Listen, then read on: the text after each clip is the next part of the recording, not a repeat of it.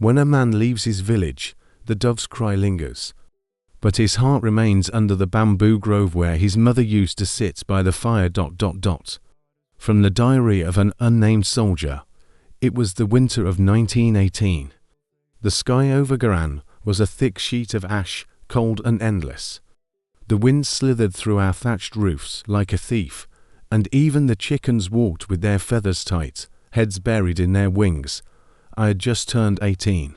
My name is Nguyen Van Liu, son of a tenant farmer, and a mother who had never once left the village boundary, who spent her life sewing patches onto old clothes and lighting incense for ancestors, whose names she no longer remembered.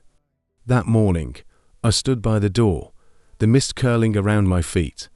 My mother's eyes were swollen, but her hands were steady as she tucked a handful of boiled water spinach into my cloth pouch. Go, my son. If you meet someone poorer than you, don't look away. If you meet someone crueler than you, don't bow. And if you see the dead, call them back in your dreams. I did not cry. I did not speak. I simply pressed a clenched fist to my chest, where my heart beat louder than any drum. Then I left. Behind me, the bamboo creaked softly, and the rooster cried. But not like it did on harvest mornings. This cry was thin, mournful, as though it knew the youngest son of old Lady 3 was leaving to fight the French. The train was cold as iron. I had only a clump of rice and a bottle of rainwater to drink. A man beside me, later I learned his name was Balai Rao, reached into his tattered shirt, pulled out a lump of sugarcane candy, broke it in two, and offered me half. Once we get to Ingbai, he said, you either die or go to prison. There's no such thing as coming back whole. You sure about this, kid? I didn't answer. Instead, I squeezed a small red fabric tucked in my pouch. My mother had sewn it from scraps, shaped like a flag, no bigger than my palm. In Ingbai, the rain fell like knives. Hundreds of us scattered in the hills, soaked to the bone.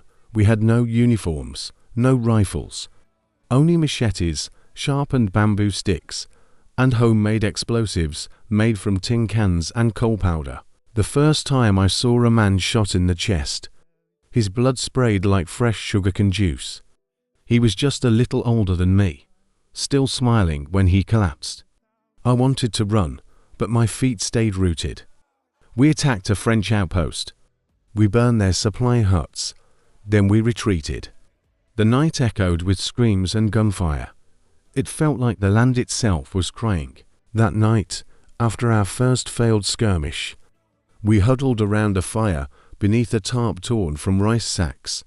An old man with a grey beard asked me, "Why did you come to fight?" I didn't know what to say, but I pulled out a torn piece of paper and wrote 5 words. "So my mother won't cry." At dawn, I awoke to silence. The fire had died. The tarp was gone. The camp empty. Everyone had fled or been captured. Only a blood-soaked handkerchief remained, tied to a bamboo stalk like a warning. We had lost. I wandered south. No medals, no flag. Just a piece of red cloth in my shirt and the stench of gunpowder in my hair. No one remembered us. The newspapers didn't print our names. But somewhere in Garan, a mother still lit incense each evening, and a dove still cried by the pond. I walked for 2 weeks. No shoes, just cloth wrapped around bleeding feet. No food, just scraps stolen from train stations. No name, because to speak it would be to sign a death warrant. The farther I moved south, the quieter the French voices became. But the silence wasn't safety, it was a trap. Saigon looked like freedom, but it was a net. And I was already caught. The city smelled of steamed rice and old grease. Men in suits spat on the ground, while their chauffeurs waited in idling cars. Women in white dye walked past beggars with silver rings on their fingers. French signs hung above every shop like new rulers on old doors. Sha-LN is where you go when you want to disappear. Someone had told me in Ingbai. So I went. I became Thung Bun, the boy who sold rice noodles in District 5. Each morning, I pushed a creaking cart through alleys, shouting, "Bun Nong K," hot noodles, cheap and full. And each night, I slept behind a burnt-out theatre with other boys who also had no names. They didn't ask who I was. I didn't ask what they'd done. But we all listened when the wind blew from the north, because it smelled of something we'd lost. One evening, while washing dishes in a gutter, a man sat beside me without a word.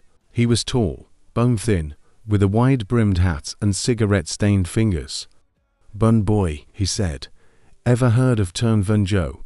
I didn't answer. "He needs runners," the man said. "People who don't speak. Don't flinch, don't bleed easy." I dried my hands on my shirt, didn't say yes, didn't say no. But the next night, I found a slip of paper under my cart. It read, "Pagoda. 4 I.M. bring nothing, speak less." The pagoda smelled of incense and old betrayal. 4 others were already there, boys, just like me. None of us spoke. A monk came in, holding a tray of tea. Except the tea wasn't tea. It was paper, folded like lotus petals. Inside each petal, a name, a location, a time. My note read, "Shenancy, Tuesday, Black Umbrella." I didn't ask questions. The next Tuesday, I stood at Shenancy, selling bun like every day. But I carried a black umbrella, and a French officer passed by, smiling, flirting with a young girl. I followed him, not too close, not too far. Just enough to see where he went, what he bought, who he spoke to. That night, I told the monk. He burned my words into ash and scattered them in the river. "The city has ears," he said, "and mouths that don't stop talking. You must become the silence." That was how I became part of the net. I delivered rice, but also whispers. I sold noodles, but also maps. In time, I stopped hearing my own name, stopped using it, stopped needing it. But I never stopped feeling it when someone said Gran. It hit me like wind from a broken window. A smell of wet earth, a mother's hands. One day, I saw a boy shot in front of a movie theater. He had slipped a note to a Chinese merchant too carelessly. The merchant smiled, but told the police. They came fast. The boy ran ... He didn't get far. He bled across the steps of a cinema showing a French love story. I watched from the alley, didn't move, didn't blink. That night, I vomited behind a trash heap. Then I went back to the pagoda. "You okay?" the monk asked. I nodded ... He knew I was lying. We had no guns, no army, no newspapers to tell our stories, but we had the streets, and the silence between heartbeats. Every alley had a watcher, every rooftop, a whisper. We were the ants in the cracks, and one day, we would bring the walls down. At night, I would lie under the broken rafters, stare at the sky, and think of the dove. I hadn't heard it since leaving Gran. But sometimes, in the silence between my own breath and the city's roar, I imagined it, still crying by the bamboo grove, still waiting for me ... In the winter of 1920, the city's air turned heavier, not because of the monsoon or the smoke from the vendor carts, but because someone had vanished. His name was Letichieng. He used to run messages between pagodas and hideouts. Quick feet, quicker smile, only 17, but already burned with the mark of silence. One day, he didn't return. That was enough to freeze all of us ... The monk gathered us in the back chamber of the pagoda. Candles flickered on the cracked walls, their flames small and uncertain. "We do not know if he was caught," the monk said quietly. "We do not mourn yet, but we must assume his last message was never delivered." Then he looked at me ... "Liu, you will carry it again." I didn't speak, just nodded ... The envelope was sealed with wax, stamped with a broken lotus. No names, no address, just a time, a word, a symbol. It was meant for a man in me. Why though? A name only spoken in hushed tones. Ko-Nggn, they said. He used to be a French informant. Then a rebel. Then something no one dared define. What mattered was, he was still alive, and our words needed to reach him. I left the city before dawn. The roads south were veins of mud.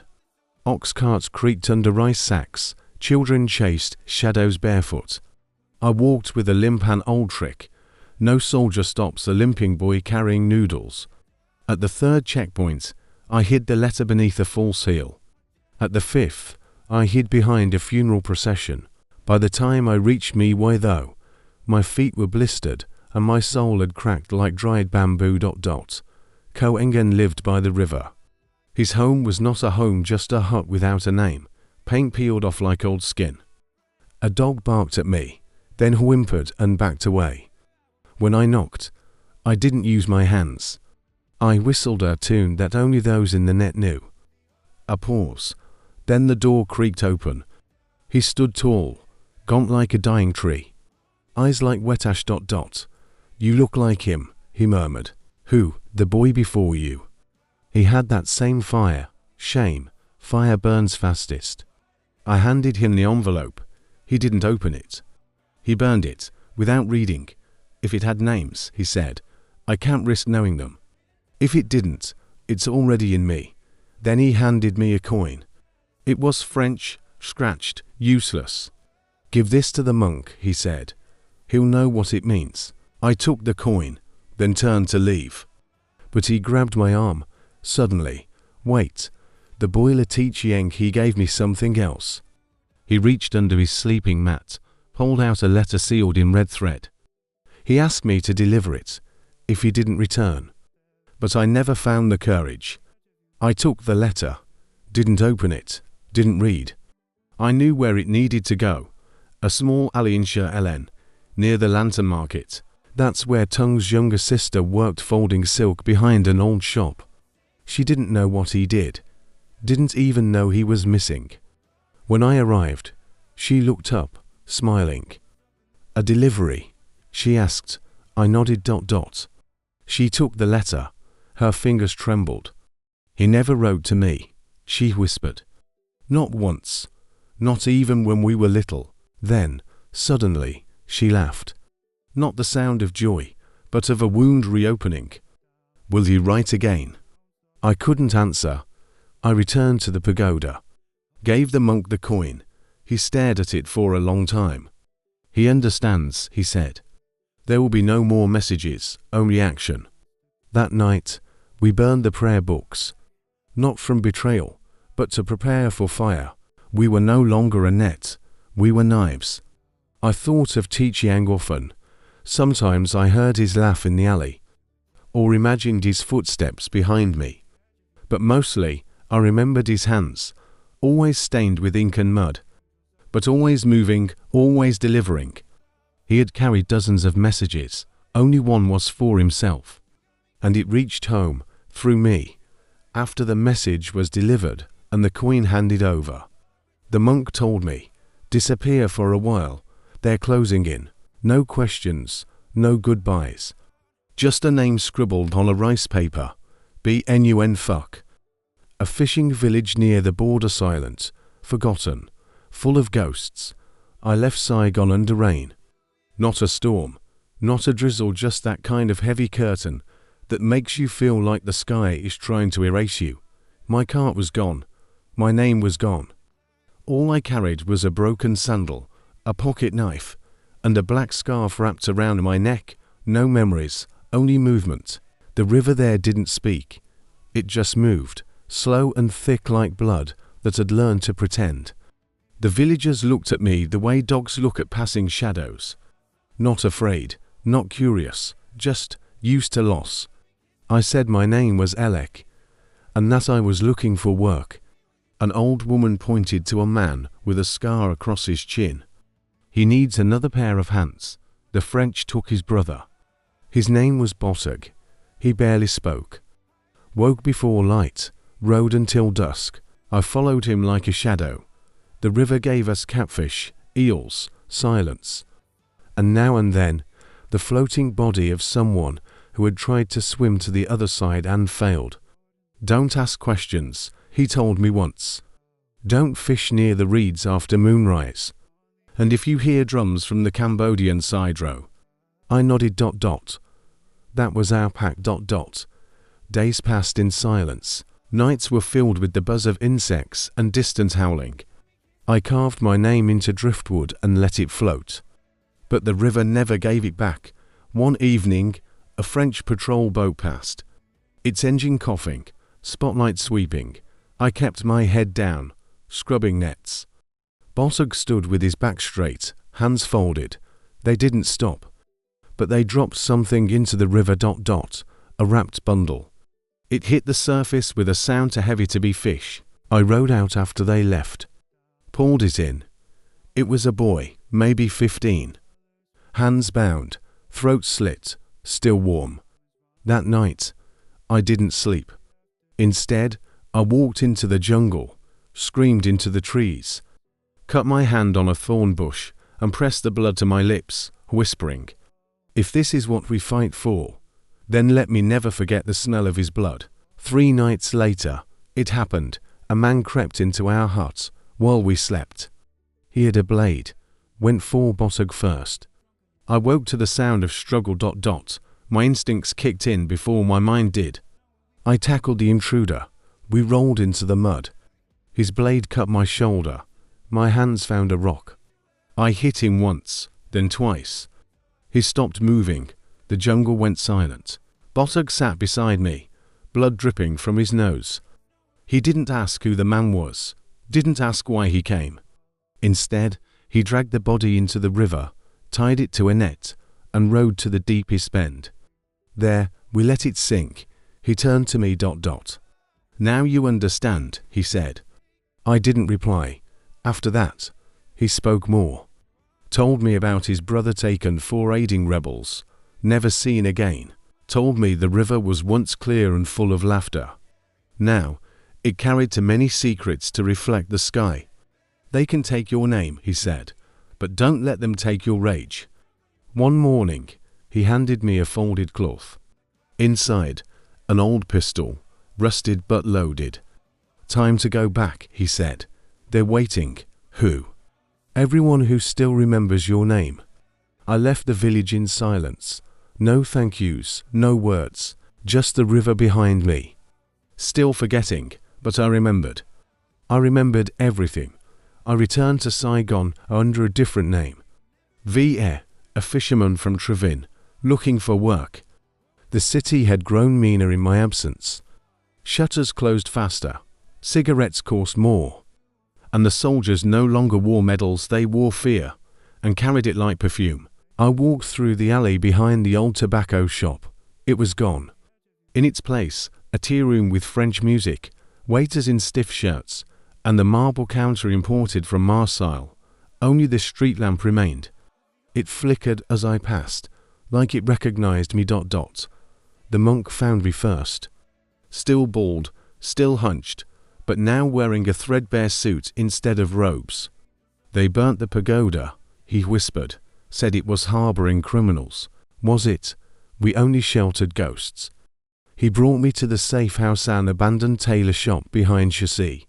There I saw faces I hadn't seen in years. MTL, once the best forger in the South, now blind in one eye.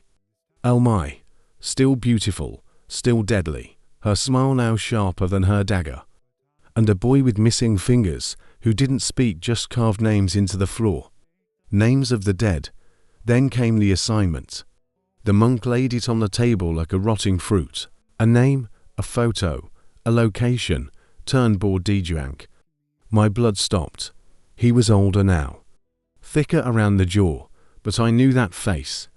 In 1921, he pulled me from a riverbank with a bullet in my thigh. We fought together in the jungle near Tain Inn. He once slit a French officer's throat and used the man's coat to smuggle medicine to a wounded village. Back then, we shared a hammock, a tin cup, and a dream. Now, he's working for them, the monk said. He's burned villages, handed comrades to the street. There's a price on him in 3 provinces. I couldn't speak. You don't have to do it, the monk said softly, but if you don't, someone else will. And they'll make it slower. That night, I followed him. He lived in a French-style villa gated, guarded, to clean. But I knew Dijvang. He couldn't sleep under chandeliers. He still snuck out at dusk through the back alley, over the fence, down into the taverns, where the air smelled like old gunpowder and betrayal. I watched him drink alone, one eye always on the mirror, one hand never far from his pistol. He looked like a man who had swallowed his own shadow. The second night, I sat beside him. He didn't flinch, didn't look up. "You cut your hair," he said. "You gained weight." He smiled just barely, then drank. "How long have you been watching?" "3 nights." "How long until you kill me?" "That depends." He nodded. Silence settled like ash. "I didn't switch sides," he said finally. "I just stopped dying for people who forget your name once you're gone." "So now you kill for those who never knew it?" He didn't answer. I could have killed him there, right there, over the counter, with the bottle's broken neck. But I waited. Instead, I followed him home. Watched as he took off his coat, stood in front of the mirror, and touched the burn scar on his cheek, half covered now by makeup. He had once lit a Molotov cocktail that exploded too early. Burned half his face saving a child. Now, he wore cologne over it. I entered his house at dawn, window unlocked. He was asleep. I pressed the pistol to his temple. He opened his eyes. "Will you bury me?" "No," I said. "I'm going to forget you." "Fair." He closed his eyes again. But I couldn't pull the trigger. My hand shook. Instead, I hit him once, then tied him to a chair. When he woke, the monk was there. So was Elmai. They didn't speak, only watched. The boy with missing fingers carved one more name into the floor. Dijvang. That night, we left the house burning.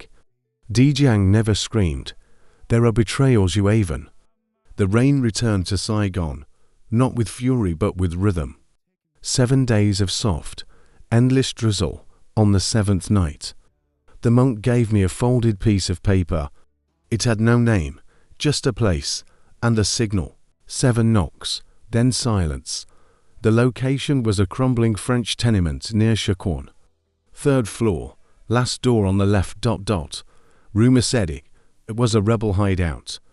But not our rebels, a splinter group. Too radical, too wild, too loud. The kind of group that didn't send pigeons. They sent bombs. I was to neutralize the threat. That was all he said. No more, no less. I cleaned my pistol, checked the blade I tied to my ankle, and remembered to forget my name again. I arrived at dusk. The building breathed mildew and memory. Children played in the courtyard. Kicking a can like it still had meaning. I climbed the stairs slowly. Every creak felt like a prayer. 3rd floor, last door. I raised my fist. Knock, knock, knock, knock, knock, knock, knock. Then silence. A moment. Then a whisper behind the wood. Tunji. Name. I said nothing. The lock clicked. The door opened, and I saw him. He was 13, maybe younger, thin, hair matted. Eyes like old marble, scratched, clouded, watching. In his left hand, a slingshot. In his right, a wooden chess piece. The night, I blinked. "You're Alec?" he asked. His voice barely more than smoke. I nodded. He turned, walked inside. I followed. The room smelled like fish oil, incense, and ink. Maps littered the floor, a chalkboard filled with scribbled dates and faces, a photograph of a man pinned to the wall with a knife. French, uniformed, smiling. The boy sat on a stool and gestured to a crate. "Sit," he said. "You came to kill me." I hesitated. He smiled. "A crooked thing, sad, but certain. They always send someone, usually older." "You're not a threat," I said quietly. "Neither is tuberculosis, until it eats your lungs." He picked up a radio, tuned it. Static, a Vietnamese lullaby, then a coded click. We intercepted their plans. They want to flood the Mekong with oil, torch entire delta villages. I didn't reply. You think I'm too young to lead. I think you're too young to die. That makes one of us. He stood, barefoot, pulled up his pant leg. Dozens of scars, cigarette burns, shrapnel pockmarks. They caught me once. Tried to make me talk. He leaned closer. I bit off the tip of my tongue. Just to spite them, he handed me a folder. Inside, names, coordinates, a list of collaborators, traitors. Some I knew, some I had buried. If you kill me, he said, they'll burn it all. If I let you live, the monk will send another. Then kill him too. Silence again. Long and thick like river silt. Then the door knocked. Once, twice, then silence. The boy's eyes sharpened, not one of ours. I moved to the wall, gun raised. The door creaked. A shadow entered, tall, limping. I fired once, shoulder hit. He fell. The boy walked over, stood above the bleeding man. He was my teacher, he said. Then, without flinching, he stabbed the man in the neck. No screams, only breath leaving. Now you see why I lead, he said. Even mercy is a weapon. I left without finishing my mission. The boy was a ghost, already dead in all ways, but breath. He didn't need killing. He needed remembering. I entered the French outpost at Tra, and disguised as a cook. Not a soldier, not a spy, just a man with burnt hands and a face no one remembered. They called me Elec, and no one asked where I learned to slice onions so thin they melted on the tongue. The kitchen was a cage of oil and smoke. French officers dined upstairs. Soldiers laughed downstairs, and I carved explosives into loaves of stale bread. The bomb was simple, 2 sticks, 1 fuse. A tin bowl of vinegar to disguise the scent. Set to explode on Sunday, right when they gathered for Mass. But on Thursday, I met her.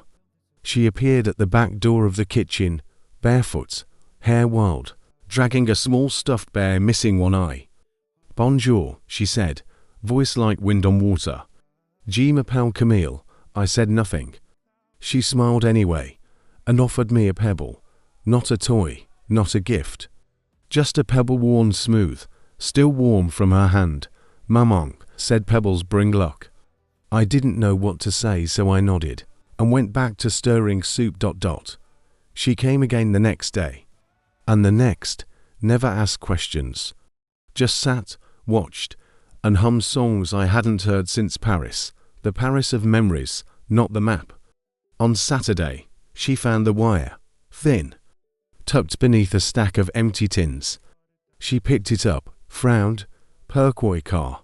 What is this? I panicked, but then she smiled. Unpeach, a trap. I nodded slowly. Pour les rats. For the rats, she laughed. You're funny, Monsieur Elec. Rats don't eat soup. That night, I couldn't sleep. The bomb was ready, the fuse trimmed, the bread stuffed and stacked. All I had to do was light the match. But Camille's voice echoed in my ear like a song stuck between dreams. Rats don't eat soup. I thought of pulling the fuse, I thought of delaying. But war doesn't wait for a hesitation. Sunday morning, they gathered in the mess hall, singing hymns they barely believed. I stood outside, hands trembling. Then I heard it, laughter. Light, high-pitched, slicing through smoke. Camille's laughter. She was inside. I ran. Stormed the back door. The fuse had begun 6 seconds. She stood by the bread table, reaching for a pastry. I dove, grabbed her, threw her through the door. Explosion, fire, shouts, silence. Later, they said I was a hero. Said I saved a child. Said I killed 4 officers and crippled a 5th. They gave me a new name, another face to forget. Camille had a burn on her shoulder. I visited her once, at the mission hospital. She didn't speak. Just looked at me, tilted her head, and whispered, I know you're not Elec. Then she handed me a new pebble. This one, black, sharp, cold as guilt. I buried that pebble. You wrote years later, under a tamarind tree near Long Zion. I still hear her laughter when it rains. The pagoda stood where it always had, on the hill that once smelled of tamarind and burning rice husk. But now the tamarinds were gone, and the hill smelled only of smoke and memory. I arrived before dawn, dressed in brown robes, posing as a wandering devotee seeking shelter. The head monk didn't ask questions. He only nodded, pointed to a mat by the window, and resumed chanting. But I wasn't here to pray. I was here for a disappearance. The locals whispered of a man, an old revolutionary, who vanished after visiting the pagoda. Some said he defected. Others said he went mad. But those who feared God claimed his soul was called back by something ancient. I had known the man. He taught me to read French by candlelight. He once stitched my side when I took a bayonet through the ribs. He didn't vanish. Men like him don't fade without reason. At dusk, I walked the outer courtyard. The wind carried incense and secrets. I passed novice monks with eyes too old for their robes. Then I saw her, sweeping leaves near the bell tower. Her back was straight, her head shaved. But the way she moved, it unstitched me. Holin. She froze, then turned, her eyes widened, but her mouth did not move. You're not a ghost, she said finally. Not yet. We sat beneath the Bodhi tree, where the shadows couldn't hear us. She poured tea with hands that once held mine beneath mosquito nets. Why here? I asked. Because silence never betrays you, she answered. Annie, you left. You chose noise. She told me she found peace in the pagoda. But her voice trembled when she said it. I asked about the man. She looked away. He came, he prayed, he left. That's all, you're lying. Her silence confirmed it. That night, I snuck into the inner sanctum, past the lanterns, past the reliquary, past the place where even prayers feared to tread. There, hidden beneath the altar, a trapdoor, old, rotten. I opened it, darkness, stairs, a smell half rot, half jasmine. I descended. The air grew heavy, like wading through old blood. At the bottom, a chamber, lit by a single candle. Walls lined with old scrolls and prayer flags faded to bone. In the center, a body. Cross-legged, eyes open, mouth sewn shut. It was the man, dead, preserved, not buried, displayed. Worship. I stepped back and heard the whisper. Liu. I turned. No one. Only shadows twitching like wounded dogs. Then, a hand gripped my shoulder. It was Holin. She didn't scream, didn't cry, only said. He asked to stay, said his war was over. But his guilt had nowhere to go, so you mummified him. He meditated until his breath stopped. And I kept the silence he gave me. I looked into her eyes. Still the same as the girl who once wrote my name on river stones. This place is poison, I said. Then why did you come? To bury a friend. She nodded once, then stepped aside. I carried the old man's body up the stairs, wrapped in prayer cloth. No one stopped me, not even the abbot, who watched with knowing eyes. At the edge of the forest, I dug the grave myself. No ceremony, no hymn. Only a matchstick I lit and dropped into the hole. It didn't catch, too wet, too late. Holin didn't follow me, but she left a note in my satchel. Some spirits belong in pagodas, yours never did. I awoke to the smell of burnt grass and boiled rice.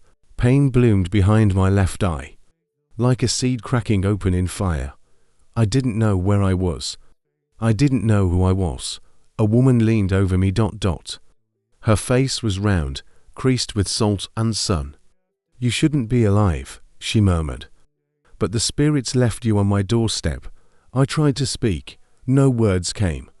Only the sound of breath to heavy 4-1 chest. They called me Angel, the strange man. Said I had crawled out from the edge of the mangrove with blood on my shirt and no memory in my eyes. They said I whispered names in my sleep. Names that made the dogs bark. and the children hide. The village was called Thashliu, a name I would only learn weeks later.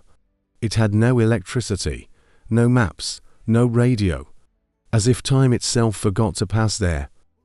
I worked the fields with men who laughed like the war was a myth.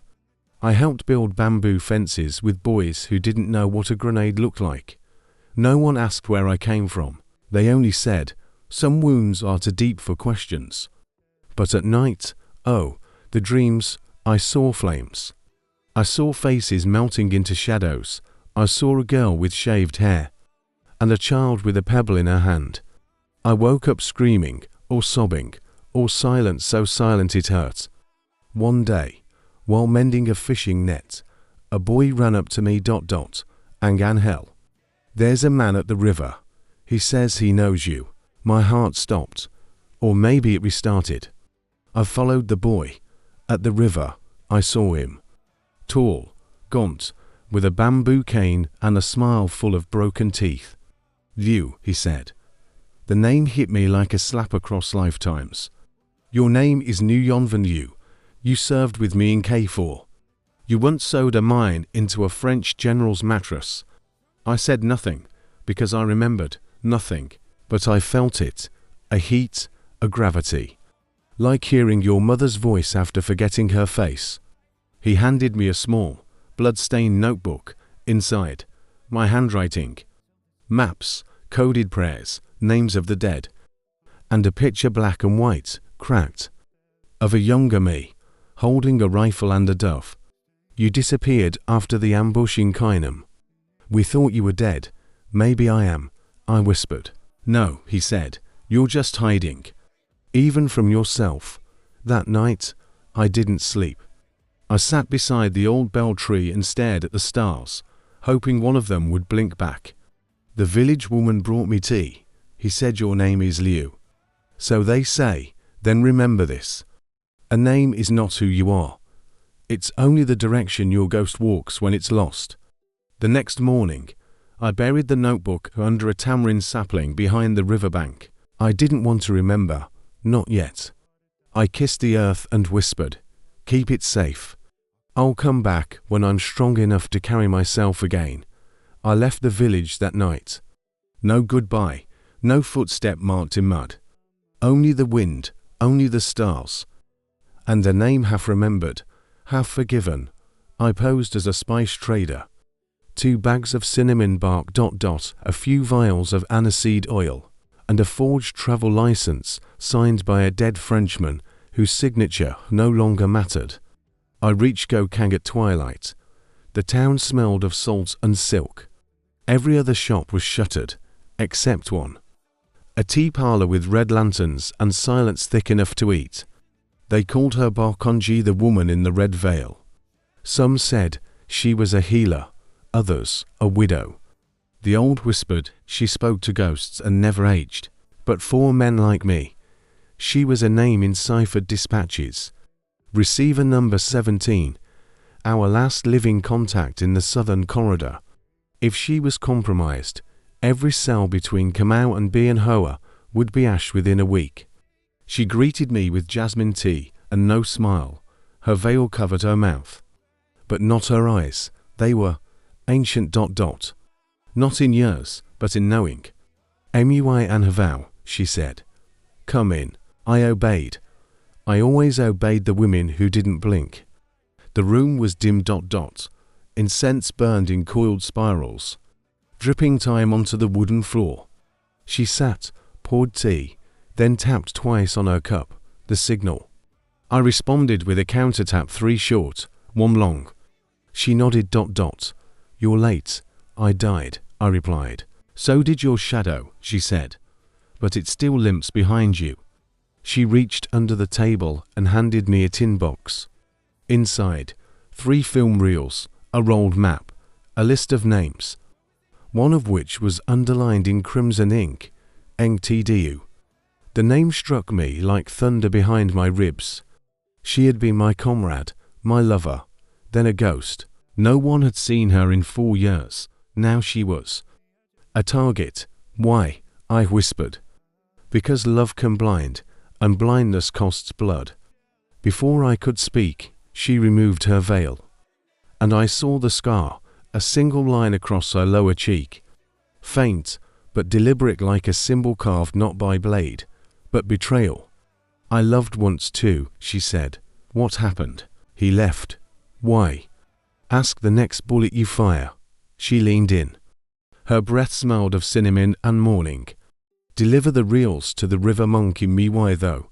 But be careful. One of the names on that list already knows you're coming. Which one? She smiled. Or maybe just exhaled ... If I knew, I'd be dead. Or you would. I rose to leave, but she stopped me with a question. Do you still write in your diary? I froze. How do you? Because some pages never burn, even when the war does. Outside, the wind carried music from an unseen gramophone. It played a waltz no one danced to. I glanced back. She stood in the doorway, veil lowered, eyes locked on mine ... Not watching me go, but measuring my departure. That night, I read the list again. Engtdu, the name pulsed like a wound. I hadn't seen her since the night we split a stolen pineapple and planned a future neither of us believed in. She had eyes like wet clay, and now, someone wanted them closed forever. At dawn, I boarded a boat toward me, why though? The tin box lay on my lap, heavy, warm, and whispering. I looked over my shoulder. No one followed. But in the tea parlor behind me, a woman lit a candle and began to recite a prayer, not for safety, not for peace, but for a name to be forgotten. The boat drifted along the muddy skin of the Chun River. The morning mist clung to the water like forgotten prayers. In the distance, Miwei though, a city of whispers and weeping rooftops. But I wasn't going into the city. I turned west toward Cha Engvan, the five-cloud pagoda. Abandoned, or so they said. The monk waited by the dock, barefoot, eyes like ash in a storm ... You're early, he said. You're expecting someone, only death. And sometimes, that wears your face. He took the tin box without a word, but didn't open it. Instead, he gestured for me to follow. The pagoda was crumbling, tiles chipped. Columns cracked like old spines, but beneath the rot something pulsed. Power, secrets, and mathematics. He led me into the sanctuary, past a headless Buddha, past walls scrawled with lines of Che-NM, not prayers, but coordinates, battle positions, supply lines. This was no temple. This was a command post in disguise. The monk unrolled a scroll on the floor ... A map. Every village, every checkpoint, every French garrison. Marked, predicted ... accounted for like pieces on a CC tankboard. This war isn't one with bullets, he said. It's one with ink, and the silence between moves. He finally opened the tin box, reels, names, the map. And the list, he paused on one name. Engtdu, he said. She's walking into a trap. What kind?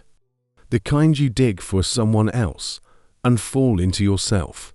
He told me she had been working double shifts contacting northern cells and disrupting French code transmissions.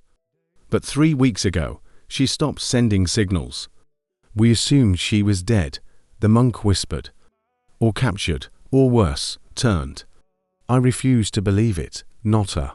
Not the girl who stitched my chest wound with thread made from her own skirt. Not the woman who said, if I die first, promise you'll lie and say I live forever. The monk handed me a letter, unopened. My name scratched on the front in black ink, unmistakable. We found it buried in a lantern cage, he said. Hidden like a sin, I opened it. Inside, a single sentence. They know about Huck. They know about Liu. Burn this. Or bury me.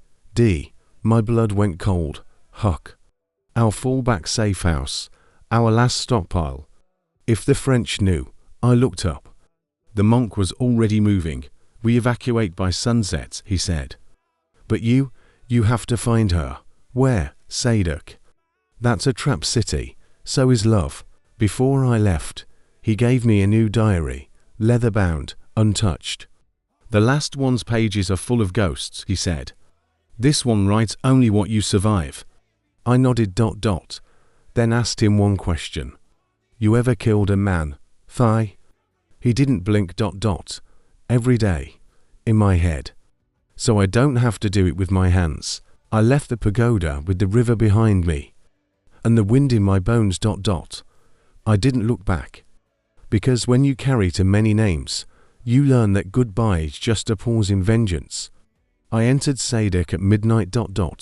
Rain peeled off the tin roofs, like whispers unsaid. The streets smelled of old bread and knew a betrayal. It had been 4 years, but the air still carried her name. Diu. The safe house was no longer safe. The bakery on Rue des Camelias, once a cover for our meetings, was now boarded shut ... A French soldier stood outside, smoking. But his eyes darted, not the eyes of a man on patrol. The eyes of someone waiting for someone. Someone like me. I didn't approach. Instead, I circled, through alleys of silk shops and shuttered brothels. I found the back entrance to a tea house where we once stashed documents in tea jars. I knocked once, twice. Then 3 times fast, a slit opened. Who burns but leaves no ash, the heart, I replied. And the revolution, the door creaked. She stood there, in the dark, not a dream, not a ghost, Diu. Her hair was shorter, her eyes, not. Still wide, still stormy ... But her mouth didn't smile. You shouldn't have come. Then lie to me and say you're not glad. She let me in. Closed the door, no embrace, just tension, like a wire pulled tight between teeth and memory. They think you're dead, I said. Good, dead women tell no secrets. You left a letter, and you read it. I buried it in my chest. We sat, between us, a cracked tea set. And 4 years of things unsaid. They're closing in, she whispered. They know about Huck, about the monk, about us. Did you tell them? Her jaw clenched. You really don't know me anymore, do you?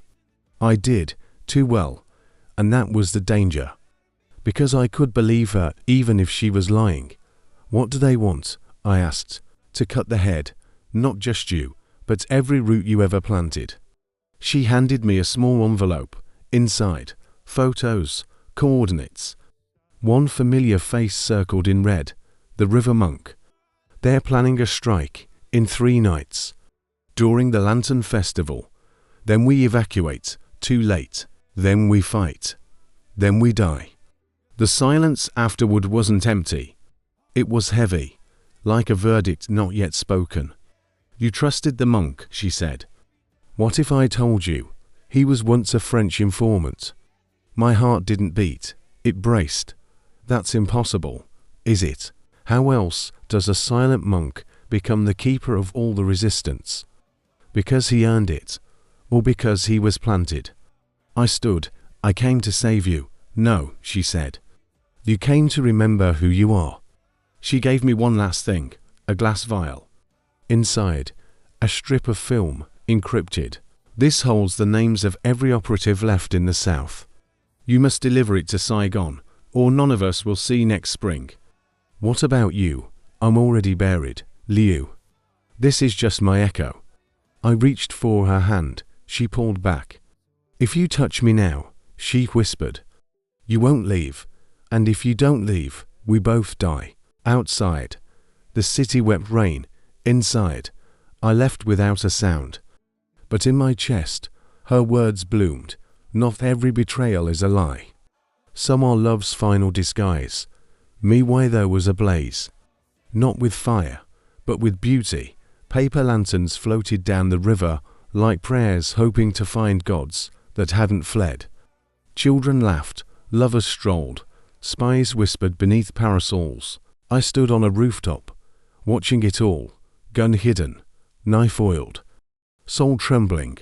The monk was below, standing in the garden of Cha Engvan, his back to me, his robes immaculate. He looked like serenity carved from flesh.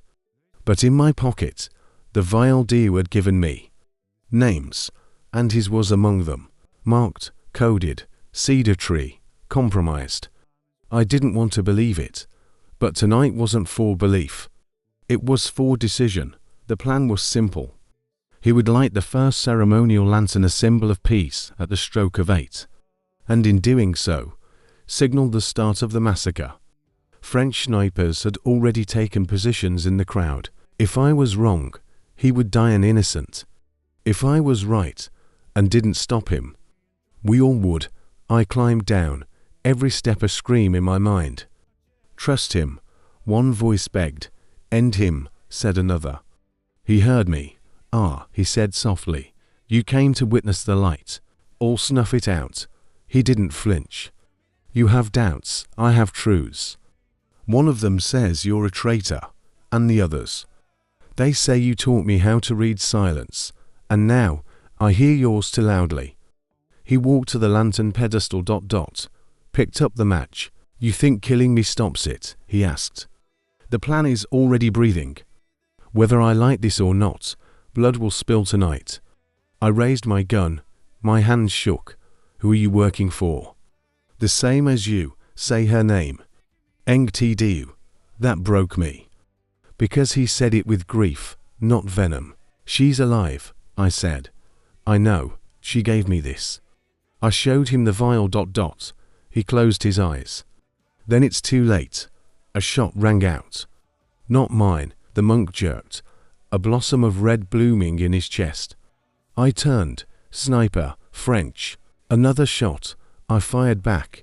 He fell from the rooftop. Screams below, chaos above.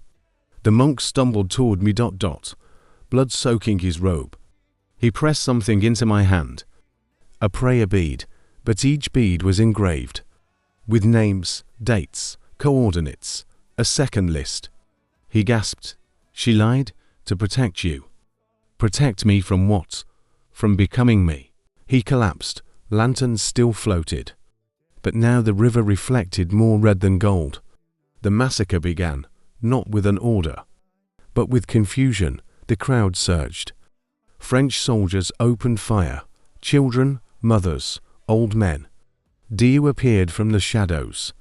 Pulled me by the collar. We have to go now. We ran, through firecracker smoke and dying flowers. Through songs interrupted by screams. I looked back once. The monk lay there, still. But his beads burned in my pocket. We reached the boat. I grabbed the oar.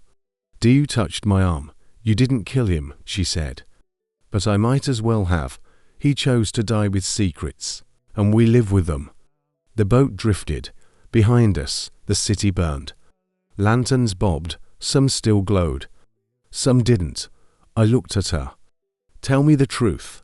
Did you set this up? She didn't answer. Only leaned against me. Her breath shaking. What if I said yes? Then I'll never ask again. What if I said no? Then I'll never believe you. The river carried us away. But nothing was behind us. Everything was inside. I held the monk's beads in my hand. Not round, not wooden. Iron. Each one, cold, heavy, engraved. Not with chance, but with names. I lit a candle in the cabin of our boat. Dee was asleep beside me, or pretending to be.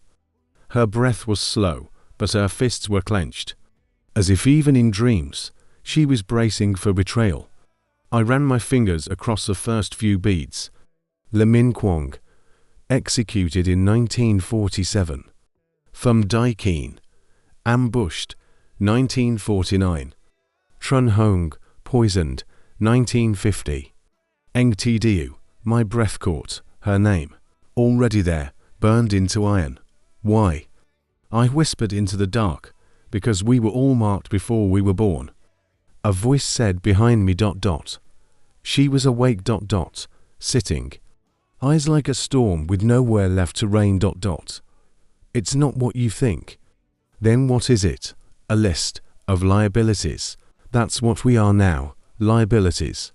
She touched the bead with their name on it. I stole those beads from the monk. Years ago. Why? to remind myself who not to trust, to stay ahead of those who would sell me. And me, was I ever on that list? She hesitated. Too long. Say it. You were. Bead number 27. I stared at her. Why didn't you kill me? Because you never looked at me like I was already dead. Silence thickened like oil. She reached for my hand. I pulled back. I trusted you, I said, when everything screamed not to. And I protected you, she shot back. When everything screamed to run, she grabbed the beads, laid them between us like a map of sin. Look closer, she said. I did. One bead, the final one, had no name, just one word, LS. That's not my name, no, she said. But it's what they call the man who replaces you. She told me the truth. The monk had created the list. Not to betray, but to prepare, for every operative too valuable to lose.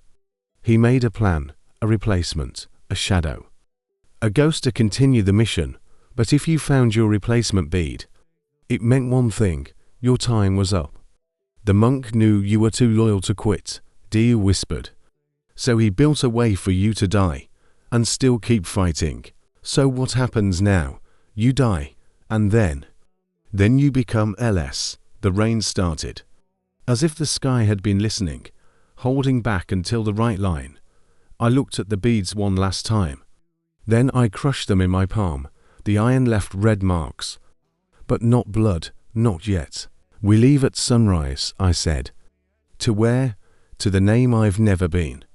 To the man I never asked to become. She leaned her head on my shoulder. But it felt like goodbye, not of love, but of names. Of who we were. I walked into Saigon at dawn. Not as Liu, not yet, but no longer myself either. The sun hadn't risen. The city was still dreaming of men like me, ghosts with names nobody dares speak. Men who never leave footprints, only consequences. We stopped at a cafe near the docks. Diu sat facing the door, old habit. I sat with my back to the light. New purpose, after today, she said. You'll be hunted, then I'll stop moving. That's how ghosts die. No, that's how they become stories. She pulled out a dossier. Black folder, red seal, inside, forged death certificate. Photo of my corpse, doctored, official military letter. Operative Nguyen Van Liu, deceased. Date of death, today. You sure this will work? I asked. Only if you disappear, and if I don't, then they'll finish what the bullet in me why though couldn't. She handed me a lighter. Burn everything. Especially the parts of you that still care. I lit the folder. Smoke curled like fingers, unwilling to let go. My name turned to ash. So did my past. What happens now? I asked. Now, she said, you go find the general.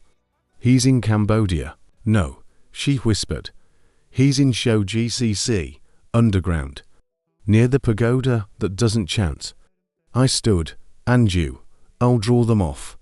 Lead them toward Corelet. You'll die. Then let me. My real name's already dead anyway.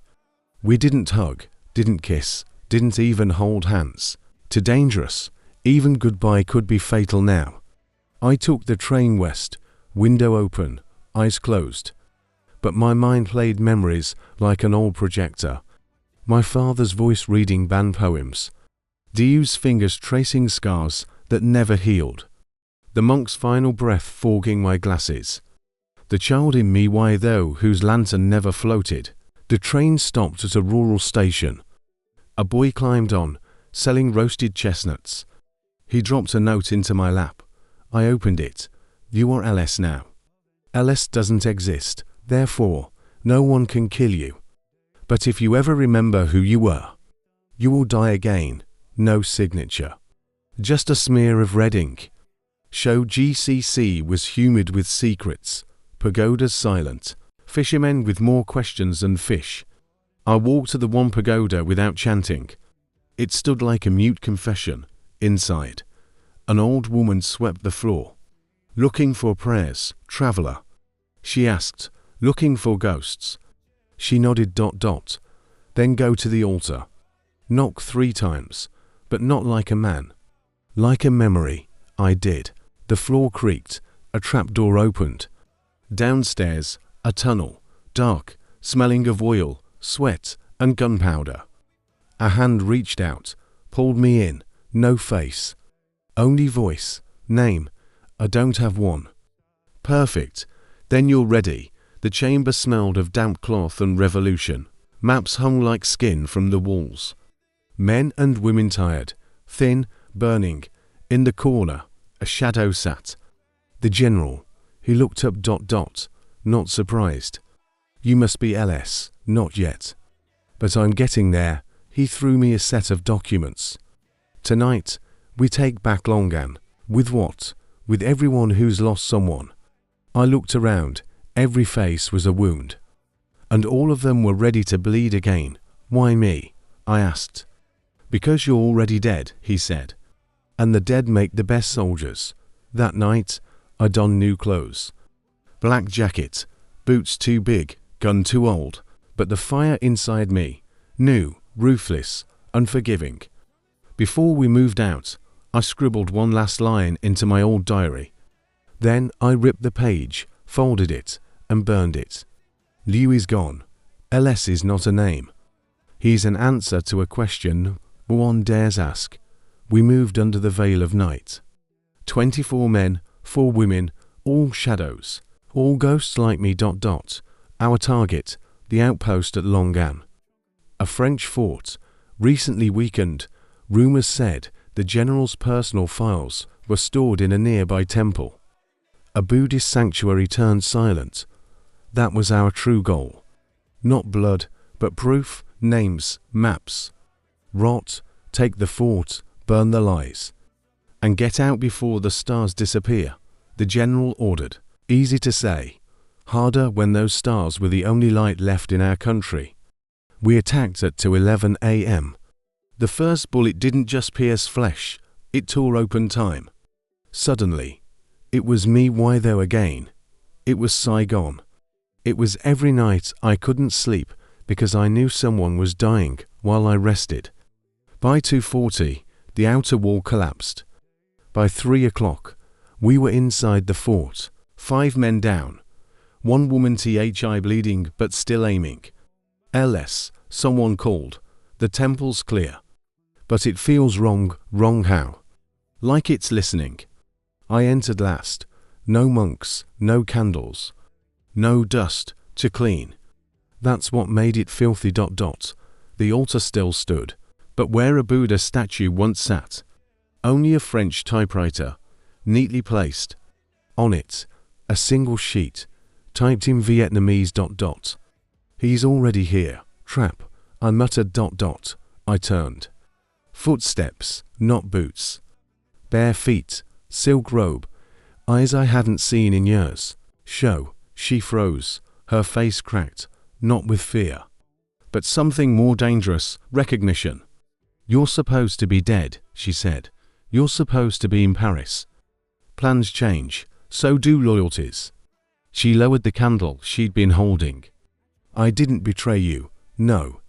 I pulled out the old beads, held them up. You were bead number 11. She flinched. That list. It ruined all of us. It revealed us. And what did it reveal about you, Liu? That I had to die, and now you're someone else. Now I'm what happens when trust dies and keeps walking. She didn't cry. She didn't beg. She simply walked to the altar, opened a hidden drawer, and pulled out a folder. They want me to give this to them at sunrise. And you were going to? Yes. Why? Because I'm tired of watching heroes rot. The folder was thick, maps, coordinates, names, every rebel cell in the Mekong Delta. You were like a sister to Diu, I whispered. I was, but you were in love with her, not me. That's not an excuse. No, it's a wound. I raised my gun. If you hand that folder over, thousands die. Then shoot. She stepped forward. But know this, if you kill me, the temple will echo. And they'll come. I hesitated. Not because I doubted the risk, but because once again, I was forced to choose between the past and the future. I lowered the gun. Run. What? Go. Take nothing. Be no one. You think forgiveness is this easy? No, but survival is never easy. And I'm not here to kill memories. I'm here to rewrite them. She dropped the folder, backed away, vanished into a side tunnel. I took the files, lit a match, but instead of burning them, I scanned every page, then copied them twice. One to send to the general, one to send to Diu. I left the temple as the sun broke. Behind me, no echo, only silence. Sometimes silence is peace, sometimes it's a warning. I wrote the letter on rice paper, thin as regret. It bled when ink touched it. Just like me, to Diu, I began. No dear, no beloved, no name dressed in silk. Only the truth, standing bare. I wrote with the last stub of my pencil, like carving a tombstone. You once told me the hardest part of a revolution is not the blood, but remembering why it started. I think I finally understand. Each night, I wake up not knowing who I am. Each morning, I put on a face that isn't mine.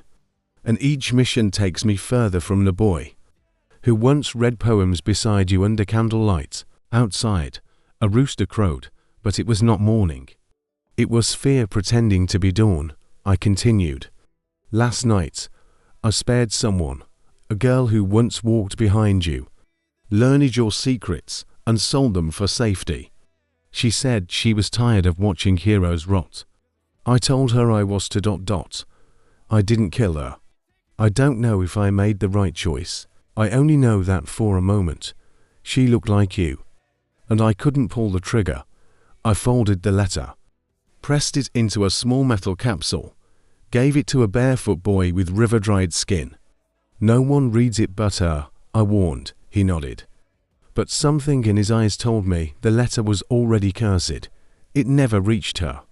What reached Diu instead was a photograph. Black and white, grainy. It showed my face, or what was left of it, lying on a muddy path near the Cambodian border.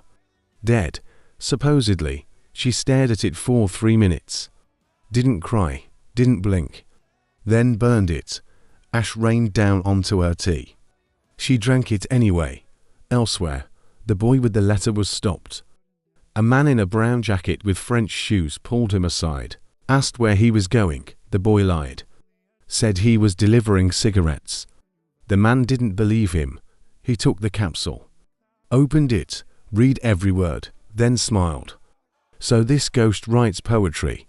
That man's name was Thush. He'd once trained with us. He'd once bled with us. He'd once betrayed us. Thush copied the letter, then sealed the capsule again. But he didn't destroy it. Instead, he gave it to his handler, a captain named Moreau, who believed Vietnamese couldn't write anything without hiding a code in it. They spent 3 nights decoding the letter, looking for maps, dates, ciphers. Found nothing, but Moreau kept it, said, even if the ink lies, the emotion is real. And that is the most dangerous weapon. Meanwhile, I was burying a friend. His name was Min. He died planting a mine that didn't wait for sunrise.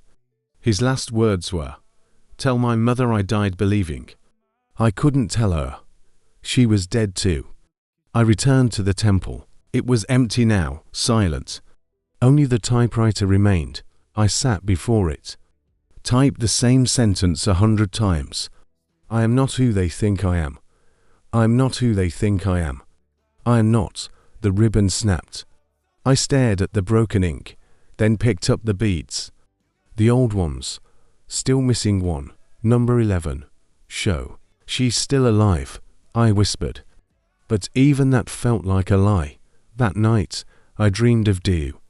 Not as a spy, not as a warrior. As the girl in white, feet muddy, hair undone, standing on a bridge that didn't exist anymore. She held the letter, read it, then let it fall. It burned before hitting the river.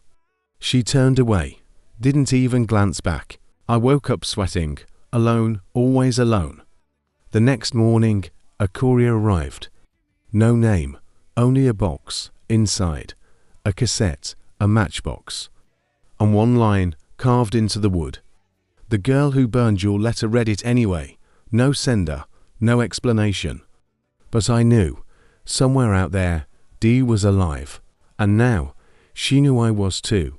The cassette sat in my palm like a pulse. Not heavy, but it throbbed, old plastic, cracked label. Handwritten in red ink, Kian Nassau, Friday night.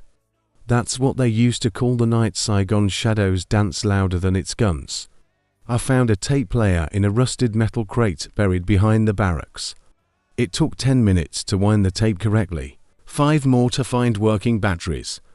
3 seconds of silence, then a voice, LS. It wasn't Dio, it was Thush. His voice hadn't aged, still smooth, still oily. Like rainwater slipping over a fresh grave. If you're hearing this, you've opened the box, good. That means you're alive. Or at least what's left of you is. I clenched my fists. The recorder hissed softly, like a cigarette on wet skin. You always were too sentimental, LS. Rice paper letters, boys with river eyes. You still think the revolution can be written in poetry. But I learned the truth long before you did. He paused. I imagined him smirking, somewhere in a suit. French wine on his breath, Vietnamese blood on his shoes. Here's a gift. I'm going to tell you a story. Once, there were 2 boys. One believed he could change the world with words. The other knew words were useless unless backed by power. Guess which one survived? The tape crackled. Something shifted, a second voice, a child humming, then gone. I know you're still chasing ghosts, LS, Dio, Min, me. But here's the truth, Dio doesn't believe in you anymore. Min died for nothing, and I'm the only one who learned how to live. You want to find me? Come to Kai B. The old train depot, midnight, full moon. Come alone or don't come at all. The tape stopped, then rewound itself slightly. It clicked, end of message. I stared at the player. My hands were shaking, but not from fear. Not even from rage, from recognition. He knew I'd listen. He knew I'd come. And that was the trap. I packed the tape in cloth. Buried it under a floorboard. Some truths didn't deserve to breathe. The next morning, I spoke to THI. The woman who bled in silence, who never asked questions. She wasn't ready to answer. I need a favor, I said ... A suicide favor. No, a ghost favor. She lit a cigarette with fingers still scarred from shrapnel. You're going to Kai B. I didn't answer. She handed me a revolver. This one doesn't jam. Unlike your feelings, I traveled by river. No roads ... no papers, just water and smoke. Kai B smelled like wilted incense and motor oil. The train depot was abandoned, but not dead. You could still hear whispers in the metal. I arrived at 11:57. The moon hung low, red, like a wound that refused to clot. No guards, no snipers ... just one chair, and a recorder. Same model as mine, I press play. Welcome, LS, this isn't a meeting. It's a confession, mine. His voice was calmer now, less venom, more gravity. I betrayed you not because I hated you, but because I knew you'd never survive what I became. You wanted to save the soul of this country. I just wanted to survive it. There was a pause, then footsteps. Real ones. Behind me. I turned. A boy, maybe 10. Wearing a white shirt with a red collar. He held something, not a gun. A photo. Dio. Younger. Smiling. Alive. The boy handed me the photo, then whispered. He said to give you this. I asked. The man who said you'd never shoot a child. Then he ran ... I stood there. Photo in one hand, recorder in the other. Wind rustling tin like a prayer. I didn't chase him. I didn't burn the photo. I just sat. and remembered the last time dew smiled like that. It was raining. The sky had split, and I had said something stupid like, maybe we'll grow old. But now I knew, old was a lie. In war, only ghosts grew old, the rest of us stayed frozen. Forever 27, forever burning, the tape rewound itself again. Click. If you come looking for me, LS, be warned. I'm not the man you remember, and you're not the man I left behind. The train depot trembled, a distant engine, but no trains ran here anymore, only memories.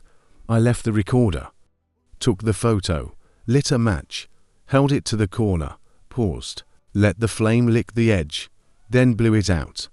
Some lies deserve to live, I whispered, and I walked back into the dark. There's a place they call Thanfor MD, the blind city.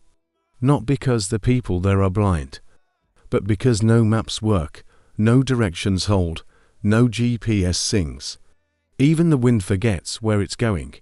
It was there I went next, because the photo of Dew, the one the boy gave me, had something etched on the back, find me where memory erases itself.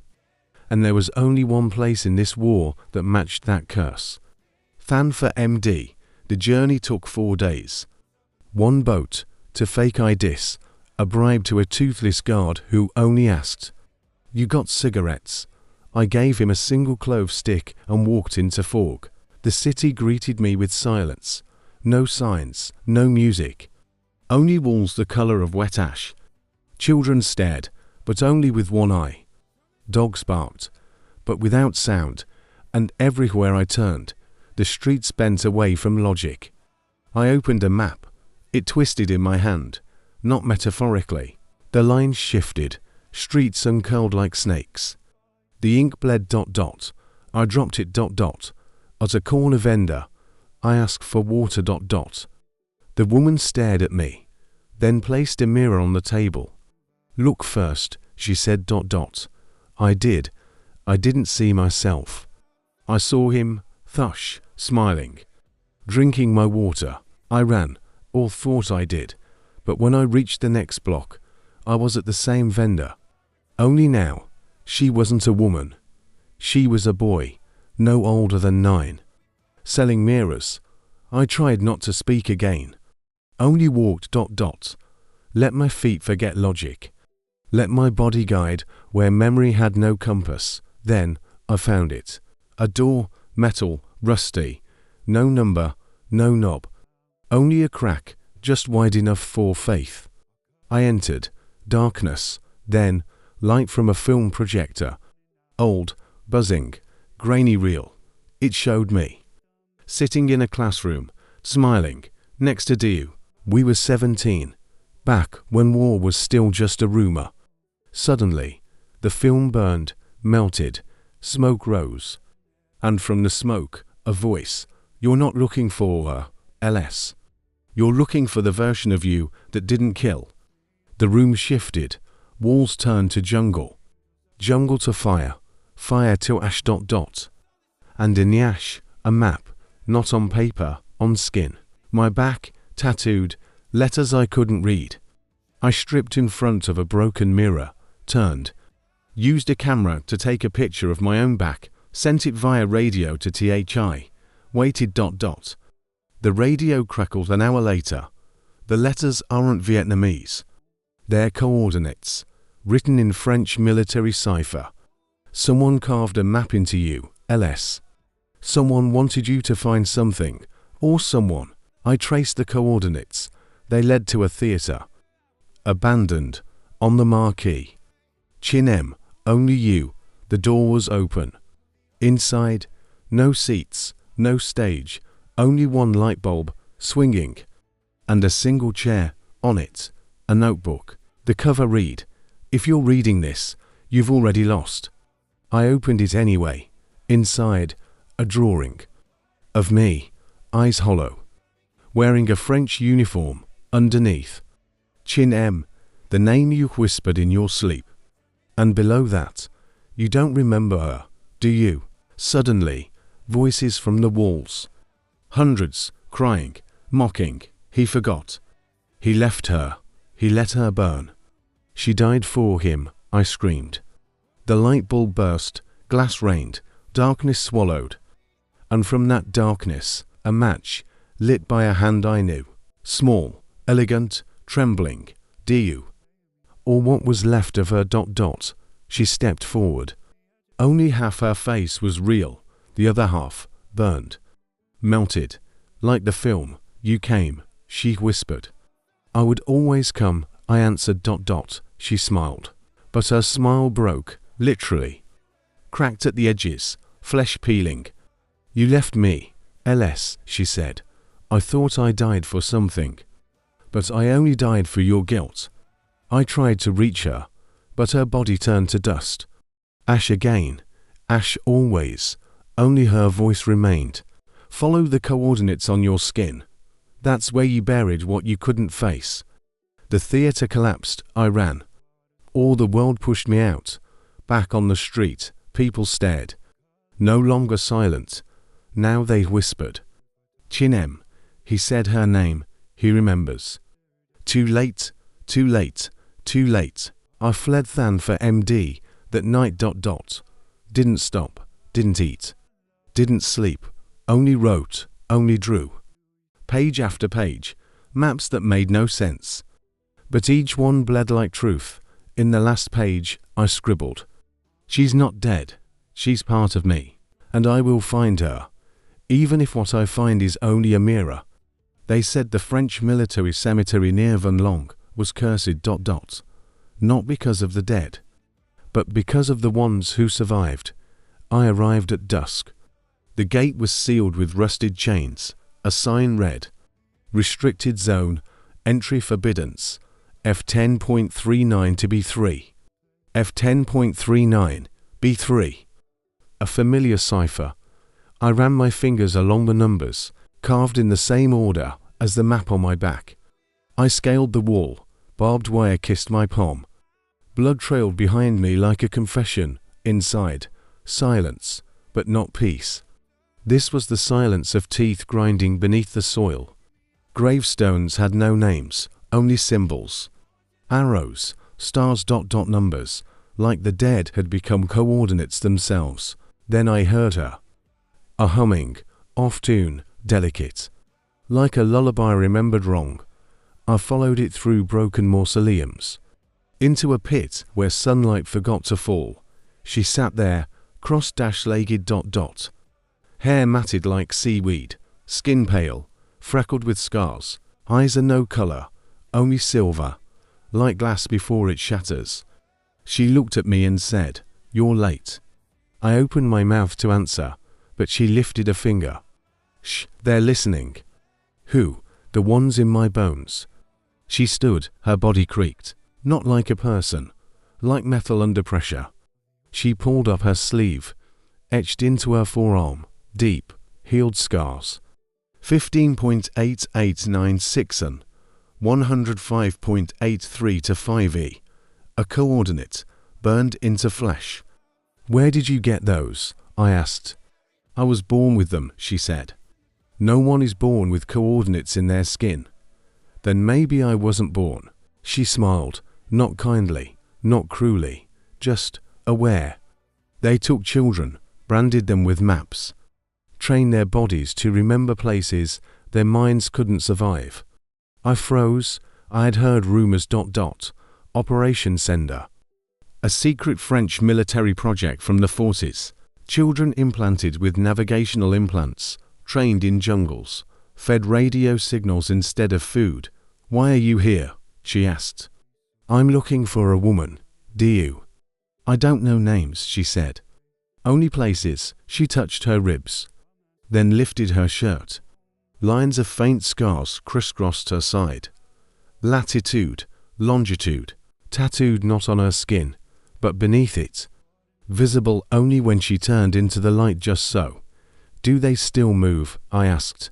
Sometimes, she said. When I dream, they hum. She pointed to a grave, unmarked, fresh soil. Dig, she said. I did. Hands deep in rotting earth, bones snapped like twigs. And there, wrapped in oilcloth, a journal.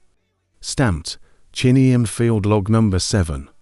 Inside, Subject 13 continues to echo coordinates during REM sleep. Behavioral regression increasing, memories unstable. Experiment nearing failure. Below, handwritten in trembling cursive, I can't take it anymore. Every time she blinks, I see my daughter. Her name was Diu. I turned to the girl. Your name, is it Diu?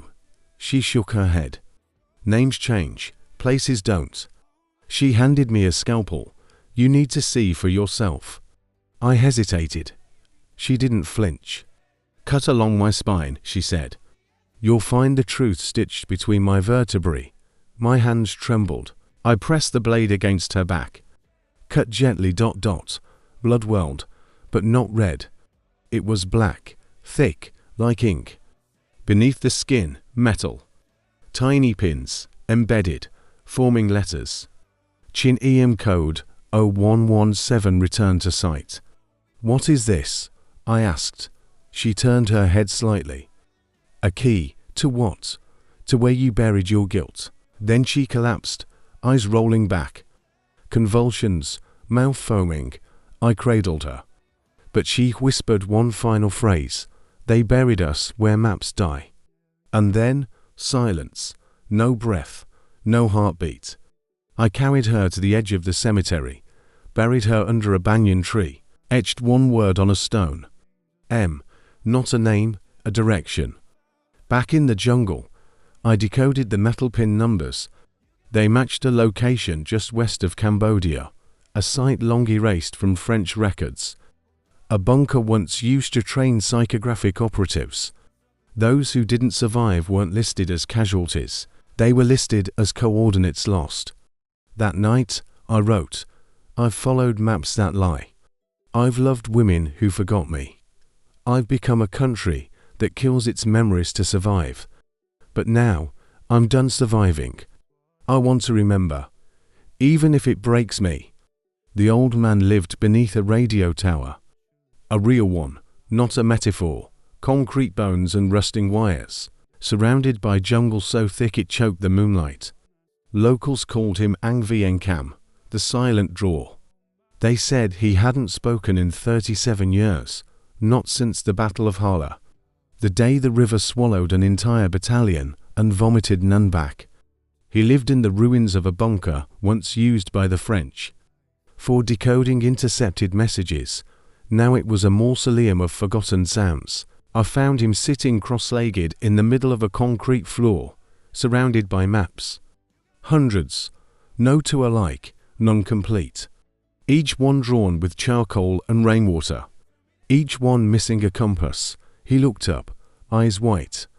Blinded by time or guilt, I couldn't tell, but he knew I was there. He touched the floor beside him. An invitation. I sat. He handed me a map, paper soft as morphwing, drawn with trembling precision. It showed a coastline, twisted, but familiar. Then I saw it. At the bottom corner, Chin M-1952. My blood froze. Where did you get this? I asked. He said nothing, just smiled, and took my hand ... guided it to a wall. There, written in black soot, were dozens of names. But one name had been erased, over and over again. Scratched out, burned ... but I knew the shape of it. Diu. He let go of my hand, stood up, walked toward a stack of rolled maps, pulled one from the center, unfurled it. This one wasn't made of paper. It was skin, tanned, stretched, tattooed. Human skin. I recoiled. He didn't. He pointed to a line drawn on it. It curved like a spine, ended in a red dot, next to it, etched in blood. That's where they kept her. He handed me charcoal, pointed to my chest, then to his lips, then to the map. I understood. He wanted me to draw what I remembered. I closed my eyes, let my hand move. I drew Diu's eyes, not perfectly, but enough. The slope of her lashes, the tremble of her stare. He reached into a drawer ... pulled out a wooden box. Inside, photos, so many, women, children, men, all with one thing in common, the same coordinates marked in ink on their necks. Like property, like failed experiments. Then he took out one last photo. It was her, Diu, only, not the Diu I remembered. Her hair was shaved, eyes wild, a number scrawled on her forehead. 013F, he tapped the photo. Then tapped his chest, then, for the first time, he spoke. A hoarse whisper, like broken branches. My daughter. Silence swallowed the room again. I could hear my heartbeat, like a drum or a ticking bomb. You're her father? I asked. He nodded. Why did you let them take her? He didn't answer, just held out a finger. Shaky, rotting nail, pointed to a map on the wall. It showed a place I didn't recognize. Labeled simply, the glass orchard. Is she there? I asked. He nodded. Then whispered, but not alone, he stood. Took a piece of flint, lit a candle, and began burning each map one by one. No hesitation, only ceremony. Ash filled the air. I couldn't breathe. Why are you burning them? He turned to me, eyes bleeding tears. Because if you carry too many maps, you forget which one leads home. The last thing he handed me was a cassette tape, labeled in shaky handwriting. Her voice, the first time she forgot me. I left before sunrise, carrying nothing but a burned map, a photograph of a girl who used to remember, and a tape that might still know her voice. Before I crossed the threshold, he touched my shoulder and whispered, barely audible, if you find her, tell her I never stopped drawing her face. Then he turned to the flame and walked into it. The bunker burned behind me. No screams, no struggle, only silence, the kind you can draw. I slept by a river that night, dreamed of glass orchards, branches made of needles, fruit that bled memory, and a girl in the center, whispering coordinates into the wind. In the morning, I decoded the map. It pointed toward a village that didn't exist anymore, bombed out, buried, but beneath it, an underground lab. One word circled in red, M. I reached the orchard at dusk. There were no trees, no fruit, no birds, only glass. Slabs of cracked mirror jutted from the soil like gravestones, catching the last light of day and twisting it into shadows that didn't belong. The wind was still, but the orchard whispered. Not words, not language, just recognition. Each step forward reflected a different version of me. Me at 8, clutching my mother's scarf. Me at 20, bleeding in the jungle. Me now, older, broken, wearing memory like rust. I reached the center. A clearing of perfectly smooth earth, no grass, no debris, just one thing. A door, half buried in the ground, sealed with iron bolts. No hinges, no keyhole, only a handle, and a small plaque above it. In the absence of truth, reflection remains. I touched the door, cold. A pulse ran through my fingertips, not electric, not spiritual. Just familiar. I pulled. It opened. Beneath, a stairwell carved in concrete. Descending into black, I turned on my flashlight. The beam flickered and died, yet the walls glowed. Not with electricity, but with memories, projected like film strips. Moving images of faces of Diu. One reel showed her laughing, another crying, another screaming, strapped to a table, needles in her arms. My breath caught. She looked at the camera, at me, and mouthed something I couldn't hear. The further I descended, the colder it became. I passed through a corridor lined with rooms. Each one had names scratched on the doors, but only first names, and under each, a single word. Failed, redacted, lost. I found one labeled Diu, but it wasn't locked. It was ajar. Inside, a bed, a desk, and mirrors. So many mirrors. On the ceiling, on the floor, all cracked, as if someone tried to smash themselves out of their reflection. On the desk, a journal, the same handwriting as the photo I had. Inside, they told me memory was a disease, that if I could forget enough, I'd become clean. But I remember him. I remember the boy with the kite. I remember the way he said my name like it was a country he'd never been to, but always missed. They told me he never existed, but I know better. I sat on the bed and wept, not because I was sad, but because I was real. And I hadn't felt real in years. Suddenly, a voice, mechanical, overhead speakers, long corroded, but not silent. Subject 013F, containment breached. Initiating protocol, reflection lock, lights burst into the hallway. Alarms, but no sound, just light. Flashing white, then red, then images again. Now the walls showed me, walking, sitting, lifting Diu into my arms during a bombing raid, kissing her forehead, whispering, "I'll find you." The building didn't want to kill me. It wanted me to remember. Doors burst open on either side of the corridor. Children stumbled out, teens now, grown since the war, eyes blank, but their bodies moved with rhythm, like soldiers trained to sleepwalk. Each one wore coordinates on their chest. Each one had lips sewn shut.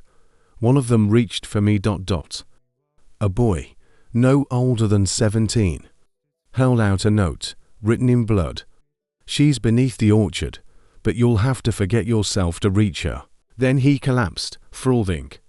Seizing, gone, I followed the signs deeper. A chamber below the chamber, lit only by phosphorescent moss growing on the walls.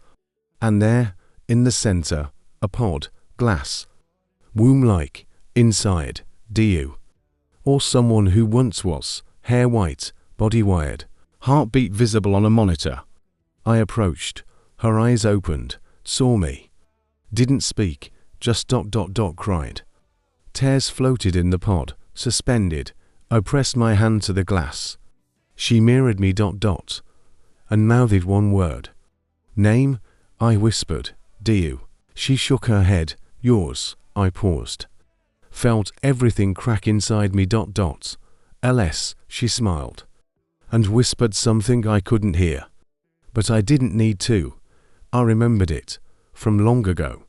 I slammed the emergency release, The pod hissed, steam rose, her body collapsed into my arms. Light as breath, but the walls began to shake, Ceiling cracked, One last voice from the speaker. "Truth is not authorized to leave this place." I carried her up the stairs, past the mirrors, past the ghosts. Each one now smiled, not in menace, in peace. Back in the orchard, night had fallen, but the moon was full, and the mirrors reflected us. Not as we were, but as we could have been. We walked through them, hand in hand, no words, only memory. And for the first time, it didn't hurt. We walked until the mirrors no longer followed, past the orchard. Past the bunker's smoke rising behind us like a dying prayer, through jungle thick as morning hair. Diu leaned on me, Her steps were small, careful, as if each footfall could wake something beneath the ground. She hadn't spoken since I pulled her from the pod, her voice, still locked in glass. But her eyes, they were louder than ever. It took us 3 nights to reach the village. We only knew it was there because of the children. Naked, barefoot, covered in red dust. Laughing like war had never existed. One of them approached Diu, offered her a mango, split with a rock. She took it, smiled, and whispered, "Thank you," the first word.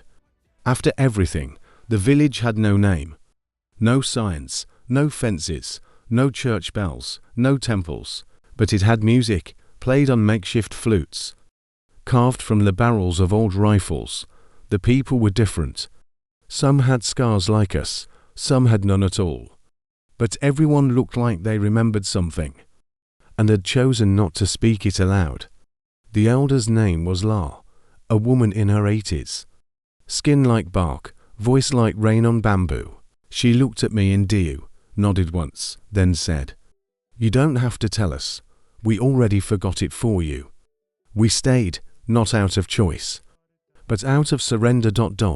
Du's body needed rest. Her mind, even more. I helped build shelters. Boiled roots, carved bowls, simple things. And for the first time in decades, I didn't dream of bombs. There was no calendar here. No days of the week, only sky shifts and gut feelings. But I counted time by Du's voice, the way it returned in syllables, then sentences, then laughter. One morning, she showed me something. Behind the hill, by a cracked statue of the Virgin Mary, there was a wall made from old satellite dishes, bent into shapes. Painted, not with names, but memories, not words, but colors. She pointed to one panel, a swirl of blue, red, and a single white line through the center. That's the night you said my name, she whispered, when I was still someone else. Every villager had a panel, some chaotic, some blank. One man had painted only a single black dot. When I asked, he said, "It's the bullet that missed me." Du painted too. Her second panel was just hands, dozens of them. Reaching upward, some whole, some missing fingers. At the top, a dove, drawn in dust. So it would eventually vanish. She turned to me that night and asked, "Do you think they'll find us?" I shook my head. "We know where," she nodded. "Good. I never liked being somewhere. But nowhere, like all places, attracts cartographers. Even ghosts want maps." It began with the drone. Just a flicker of light in the sky. Then a hum. The villagers didn't panic. They sang louder, as if music could jam signals. The next day, a man arrived. In uniform, but not of any army I recognized. He wore no flag, only a badge. X-51 Human Archive Division. He came with a smile. And a clipboard, asked no questions. Only handed out forms, to register, to verify. To confirm existence, I asked La what we should do. She spat beetle juice onto his boot and said, "You can't archive smoke." But Du, she froze. She remembered that badge. It was on the lab's door. She ran, into the jungle. I followed. We reached the river. The one where she first kissed me before everything fractured. She stood at the edge. What if we keep running? Where to? Somewhere that erases even this. I touched her cheek. Maybe we don't need to erase anymore. But what if they force it? Then we'll draw new maps, together. The man didn't return. Or maybe he did, and the village erased him. No one ever said. But the next morning, every memory panel was painted white, as if the villagers had decided. We are not exhibits. We are not ghosts. Du painted one more thing, on our hut's wall. A dove, flying over a burning field. But this time, the fire didn't reach the bird. I added one thing beside it, a compass, with no directions. Only a word in each corner, forget, remember. Forgive, return. And we lived there. Not happily ever after, but quietly enough, which, after war, is its own kind of love. The rain hadn't stopped in 4 days. It bled from the sky like a wound to alter clot. The kind of rain that soaked not only your skin, but the secrets buried under it. I sat alone under the thatched roof of our hut, watching droplets trace invisible paths down the bamboo walls. Du had gone to the river, alone. She needed solitude now, the same way I once craved revenge. Both were poisons dressed as cures. A letter sat in front of me. Still sealed, still heavy. It had been delivered by a boy with no name, only a scar across his lips. As if silence had once tried to escape him, he handed it to me without a word, then vanished into the fog. I knew the handwriting. Even after all these years, even through the smudges of rain and time, it was from Thush, the one who never died, the one who sold the map, the one who left us to burn. I didn't open it, not at first. I let it sit there, like an unexploded mine, Some truths are safer unread. But regret is a patient ghost, so I opened it, ls. I do not ask forgiveness. I don't deserve it. But if you're reading this, it means I'm already dead. I've spent the last 5 years building a map not of cities, not of borders, but of all the people we failed. I marked them not with names, but with echoes. Each point on the map leads to a person who lost something because of us. Some lost legs, some lost sons, some lost reasons to keep breathing. The final coordinate is for you. Not a place, but a decision. Bury me wherever you choose. But make sure no map ever finds me again. I betrayed you. But I never stopped drawing your path forward. Fush, I folded the letter. Then I burned it. Some flames warm, some flames erase. When Dee returned, she held a small bundle wrapped in cloth. Bones, clean, polished by river and time. I found them where the coordinates ended. His, she nodded ... Should we bury them? She didn't answer. She just started walking. We traveled 4 days, following nothing. But still heading somewhere. At night, we camped near old train tracks. Dee would hum songs that no longer had words. I listened for ghosts, heard none, only the quiet crunch of memory underfoot. On the 7th day, we reached the hill. Not marked on any map, but I remembered it. This was where I first told her my name, back when I still believed names mattered. We dug with our hands, earth soft. Like it had been waiting, we placed the bones. No prayers, no stones. Only silence, and then I spoke.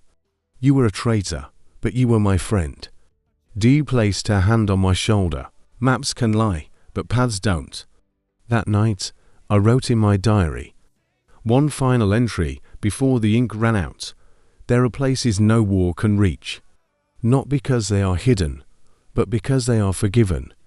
This hill is not sacred. It is not marked. But it is remembered. Maybe that is enough. The rain stopped the next morning, and for the first time in my life, I didn't feel lost. The fire had never left the sky, even after the war ended, even after the last gunshots dissolved into memory. The clouds above our heads still glowed with the hue of embers dim, smouldering, yet relentless. It wasn't just a horizon that burned. It was us ... I woke to silence, not peace. But the silence of something unfinished. Dee was kneeling at the edge of the field, once a place of blood, now overgrown with wildflowers that dared to bloom through bone and ash. Her back was to me, her posture motionless, as if waiting not for someone, but for something to forgive her. In her lap, a wooden box, old, cracked, carved with the symbol we once painted on helmets and tents, a dove, wings open, carrying a branch. But this dove had fire in its beak ... It was buried beneath the tall grass, she said softly, without looking up. Near Thish's grave, like someone meant it to be found. She opened it, revealing 2 items, a feather blackened and stiff, but unmistakably a dove's, and a piece of parchment, brittle with time. I touched the feather. It left ash on my fingers. The parchment was worse, a map of sorts. Not one that led to borders or roads, but one that traced incidents, traumas, burnings, the villages, the betrayal, the fire. But there, at the very end of the path drawn in charcoal and tears, was a symbol we hadn't seen in years.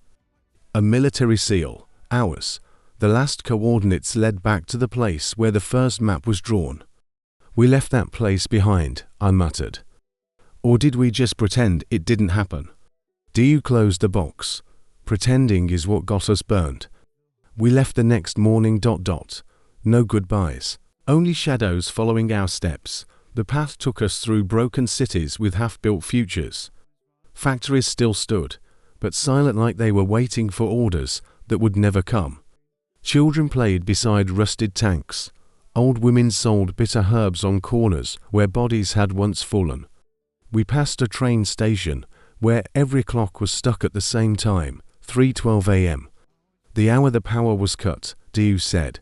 The hour the fire started. She remembered everything, too much, as if forgetting would be betrayal all over again. On the fourth night, we found the bunker. Buried beneath vines and concrete, it had once been the nerve center of an entire region. Now, it was a tomb, inside, mildew and mildew-covered plants. Chalkboards still bore faded equations. Maps dotted with pins that had rusted through the paper. But one thing remained untouched, a cage, small, iron. Still locked ... inside it ashes. And the skeletal remains of a dove. I stared at it, numb. They used them to carry messages during the siege, Diu said. But this one, they used it to test flame. I didn't want to understand, but I did. They had set it on fire. To see how far it could go before burning out, there was a journal beneath the cage. Handwritten, YELLOWED ... The author, Thush. The dove didn't die in vain, he had written. It reached them. The message got through. They knew, they just didn't act, so I acted. And maybe I was wrong. But I couldn't carry the flame anymore. We stayed in the bunker that night. I dreamt of a bird made of ash, flapping silently across a sky full of regret. In the morning, the wind had changed. We walked to the edge of the hill where they once stood, our leaders, our voices, our ghosts. There, etched into stone half covered by moss, were the final words of a commander long forgotten. We do not light fires to destroy. We light them to be seen. Do you turn to me ... We can't change what was lit. I nodded ... But maybe we can choose what it illuminates next. That evening, we built a fire, not to warm ourselves ... Not to cook, but as a signal to no one, and to everyone. A beacon, a surrender, a prayer, and then, out of the trees, came a dove. Alive, white, unburned, untouched. It landed near the ashes of the old cage, looked at us ... and then flew north, carrying nothing except the proof that sometimes fire can be survived. Smoke has memory. It dances, sways, and whispers not with sound but with form. As I stood on the hillside at dawn, watching the fire we lit the night before flicker out beneath a rising pale sky, I saw it. Not fade, but form. The smoke curled and shifted like a brush dipped in charcoal, sketching air, trailing echoes. Faces, scenes, memories. A boy running barefoot across a red dirt path. A woman with hair like clouds screaming into the wind. A soldier on his knees, under a banyan tree, whispering names into his hands. Then, a house on stilts, flames. A door locked from the outside ... Dew stepped beside me. She said nothing for a long time. Then, so soft I almost didn't hear it. It's showing us. The truth doesn't stay buried. It rises. We had never spoken of that house, the one in the southern delta, where orders came not on paper, but on whispers, where they told us to make an example. It was one of the first operations. The villagers had been accused of harboring enemies. One man had fired a shot, so we burned the entire commune. That morning, as the wind carried the last of the smoke toward the canopy of clouds, I realized something monstrous. The smoke wasn't only drawing memories, it was watching us watch it. We descended the hill in silence, walking deeper into the basin where old roads had been swallowed by moss and rice. Diu held the journal we'd found in the bunker under her coat. It had Thush's final words, but more than that. It had drawings, a diagram of the last signal fire. A sequence, a code, perhaps. He hadn't meant to destroy. He had meant to transmit. In the ruined village at the edge of the basin, where no roof remained intact and the trees grew through walls, we found a man, or what was left of one. He was sitting beside a broken altar, murmuring to himself. Around him, jars of ashes, wooden carvings, small bones strung like wind chimes. He looked up. "You're late." Diu crouched down. "You know who we are." He shook his head. "No one does, not anymore, but the field does. The field remembers footsteps, not names. We stayed with him that night. He never gave a name. We called him the collector. Because that's what he did. He collected what the fire left behind. Buttons, shards of porcelain, scraps of uniforms, children's shoes. Each item was catalogued, wrapped in cloth, placed in boxes. Each box labeled with only one thing, a drawing of smoke, shaped into something familiar. I see it when I sleep, he told me. Smoke becomes memory, memory becomes map. And the map leads back to pain. Why follow it then? I asked. He smiled. Because only at the end of that path does the pain turn into peace. That night I dreamed again. The dove was flying, but not over a battlefield this time. It soared above a river. Below, soldiers crossed on broken bamboo rafts. One of them looked up and saw the dove burning. And yet it did not fall. We left at dawn. The collector handed me a folded cloth. Open it when the smoke point ceased. 2 days later, we came upon the charred remnants of a temple. Its columns were scorched, but still standing like bones of a dead god. Inside, someone had carved into the stone. No one survives a war untouched, but some survive it unchanged. And they are the ones who must carry the fire next. Diu knelt at the altar. We did this, she said. We didn't throw the matches, but we carried them. For a long moment, I wanted to say no. That we were young, that we followed orders, that we didn't know, but the smoke had already drawn the truth. I unfolded the cloth from the collector. Inside was a feather, black, not burned -inked ... And a map, no roads, just rivers, all flowing east. That evening, we lit another fire. This time, not in memory ... not as a beacon, but as confession. We sat beside it and waited for the smoke. It came, slowly, soft curls at first, then bolder strokes. This time it drew a hand. Open, then closing, then reaching. To whom? To what? We didn't know, but we reached back. The river had no name anymore, not because it was forgotten, but because too many names had been given to it. Too many stories, each heavier than the last, until the current no longer recognized its own reflection. We arrived at dusk. The water was low, revealing the bones of old bridges and half-buried bamboo poles that once moored fishing boats. The sky above was split in half, gold on one side, smoke on the other. Diu walked ahead of me, the map from the collector clutched in her hand, its lines now faint, smudged by time and sweat. This was where it happened, she said, stopping at a bend in the river. What? I asked. She looked at me, her voice steady.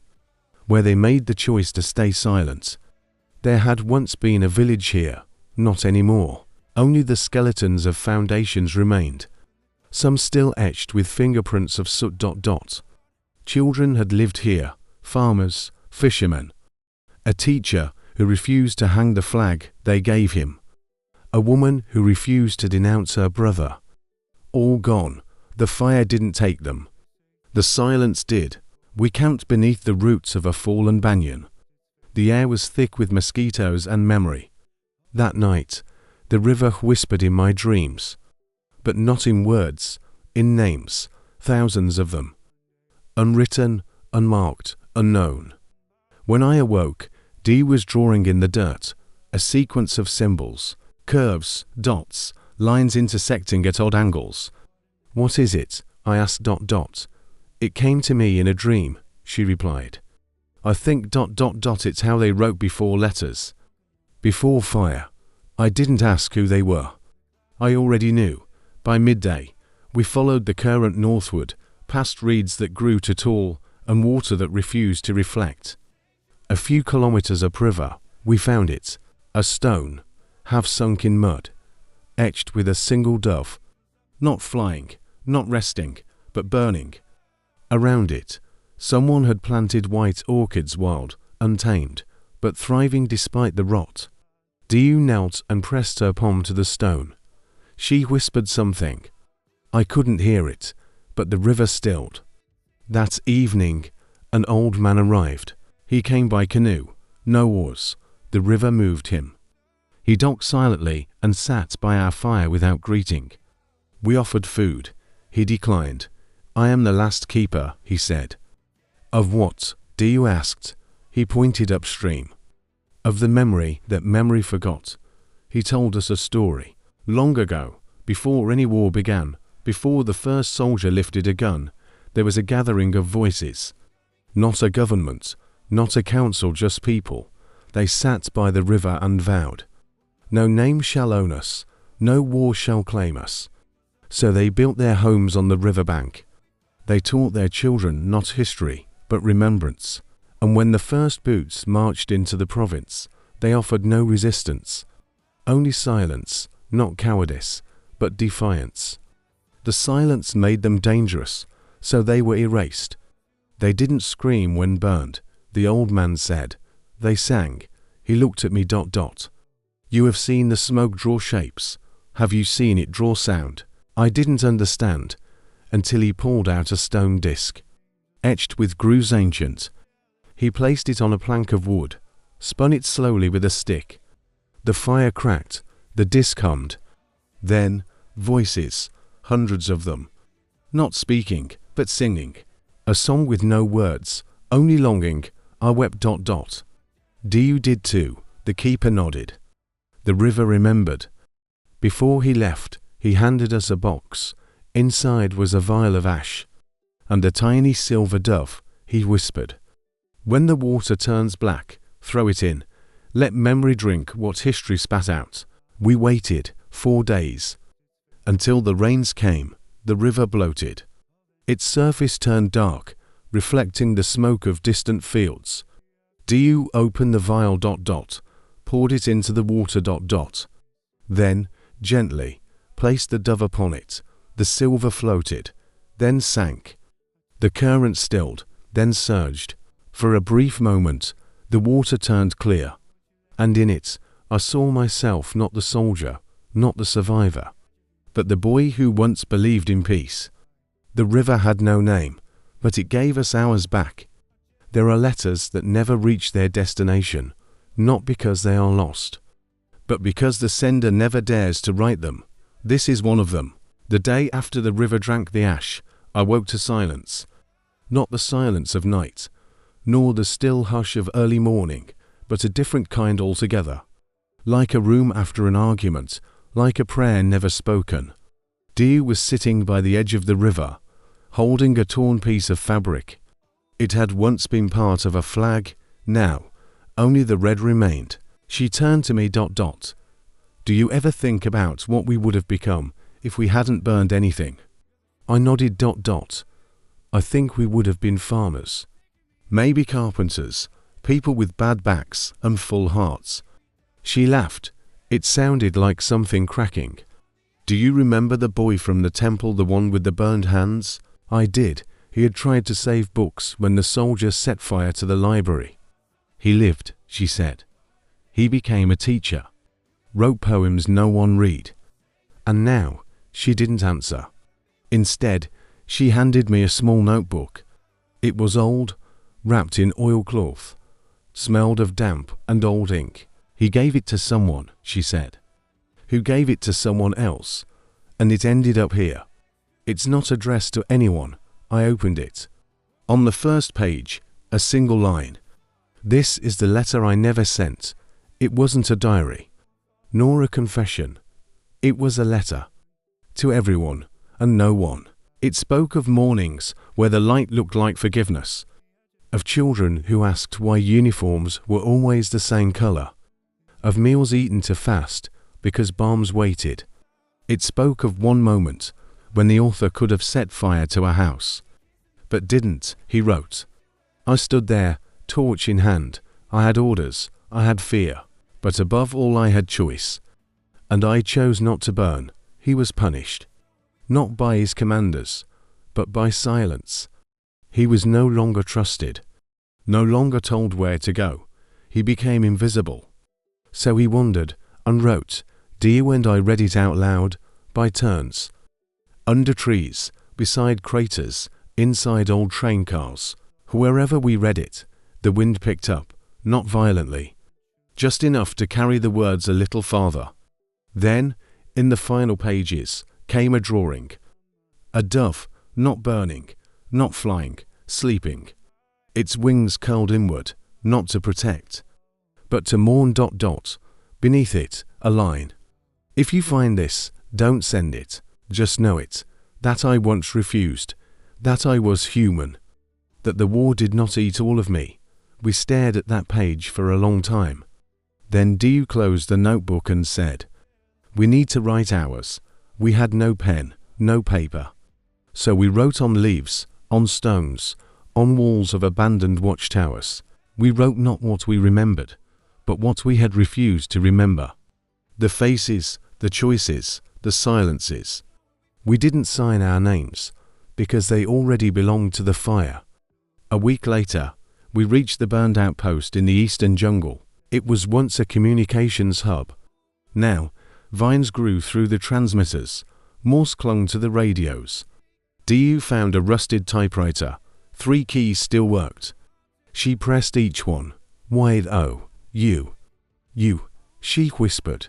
Not to me, to the smoke, to the wind, to whoever still listened. We left the letter in a bottle, not in water, but under the roots of a tree struck by lightning.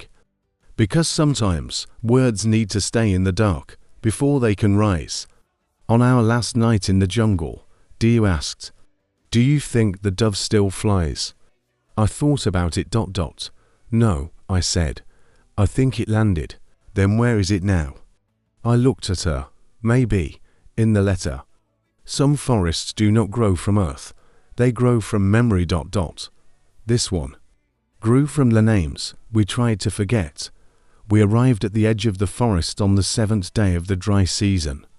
The leaves were brittle, crisp with thirst, but the air was heavy like it had rained grief 4 years. There was no path in, only a series of wooden markers, each one scorched black and split in 2. They were not graves, they were warnings. Turn back. Let the silence win. We didn't. Diu walked ahead.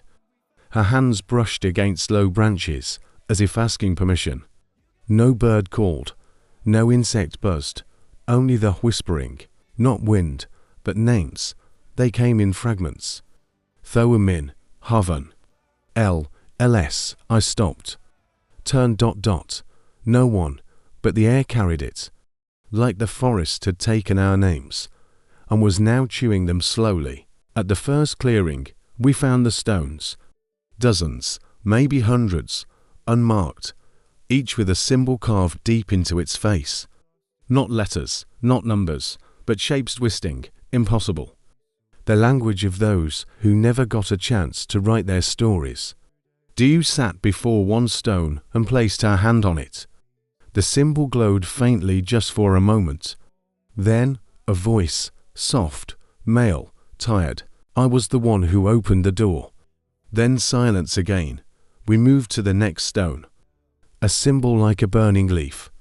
This time, a girl's voice. I gave them the map. I thought it would save us, stone after stone, name after name. Not shouted, not sung, just spoken. Like confessions, and the forest remembered every single one. By the 10th stone, my knees gave out. I couldn't hear any more, not because the voices stopped, but because mine had started. Inside, rattling, trying to rise. Diu placed her hand on my shoulder. You have to let yours go, too. I stood before a broken stump, its center hollowed by rot. No symbol, no carving, but I knew. This was where I had to speak. So I did. My name is LS. I burned a door to trap men inside. I left them. I told myself it was war. But they knocked. I heard them. I still hear them. I did not save anyone. I chose myself. The forest was silent. Then, leaves rustled, branches bent, and the stump began to hum, not with sound, but with memory. Smoke rose from its center, forming a face I hadn't seen in years. A boy, 16, eyes wide with betrayal. You said we'd run together. I wept, and the forest wept with me. That night, we didn't sleep. The trees began to echo not just with names, but with choices. I lied to protect them. I ran. I shot before I saw. I was afraid. No one screamed. No one begged. They just spoke. At dawn, Diu said, "We have to answer." So we did, to each voice. We offered truth. Not excuses, not justifications, but the truth. I didn't stop you, and I should have. I hated you for surviving. I envied your silence. With each reply, the air grew lighter. The forest didn't forgive, but it listened, and that was enough. By the time we reached the heart of the woods, a single name remained. Anne, a whisper, a question. Diu turned to me. You never told me about her. I shook my head, because I don't remember if I saved her, or if I let her die. We found her stone, half buried. Unlike the others, this one was warm. Diu pressed her hand to it. So did I. Nothing happened until a note, written in ash, appeared between us. It wasn't your fault. I choked, but it wasn't not your fault either. We left the forest with no relics, no souvenirs, only echoes, and that was all we needed. At the edge of the trees, we carved her names into bark. LS and D minus 1968. We didn't ask for forgiveness. We only asked to be remembered, because some forests are not meant to be walked through. They are meant to be spoken to, one name at a time. Some fires do not die with water. They die with remembrance. And that was all we had left. We walked until the trees thinned into dust. No more echoes, no more names, only wind. The land was flat and brittle. Ash no longer floated. It had become soil. This was the place. We knew it not by sign, but by stillness. It didn't breathe. It waited. This is where the war came to sleep, Diu whispered. No monuments, no bones, no ruins. Just silence so vast, we feared even thought would disturb it. We set up no camp. A camp meant you planned to leave. This time, we were staying, not forever, but long enough to bury something. Diu took out the last notebook. The one with all the names, not the ones of the dead, but of the ones who remembered them. With a fire now, she said. I nodded. And this is where we go to die. But death here meant letting go, not vanishing.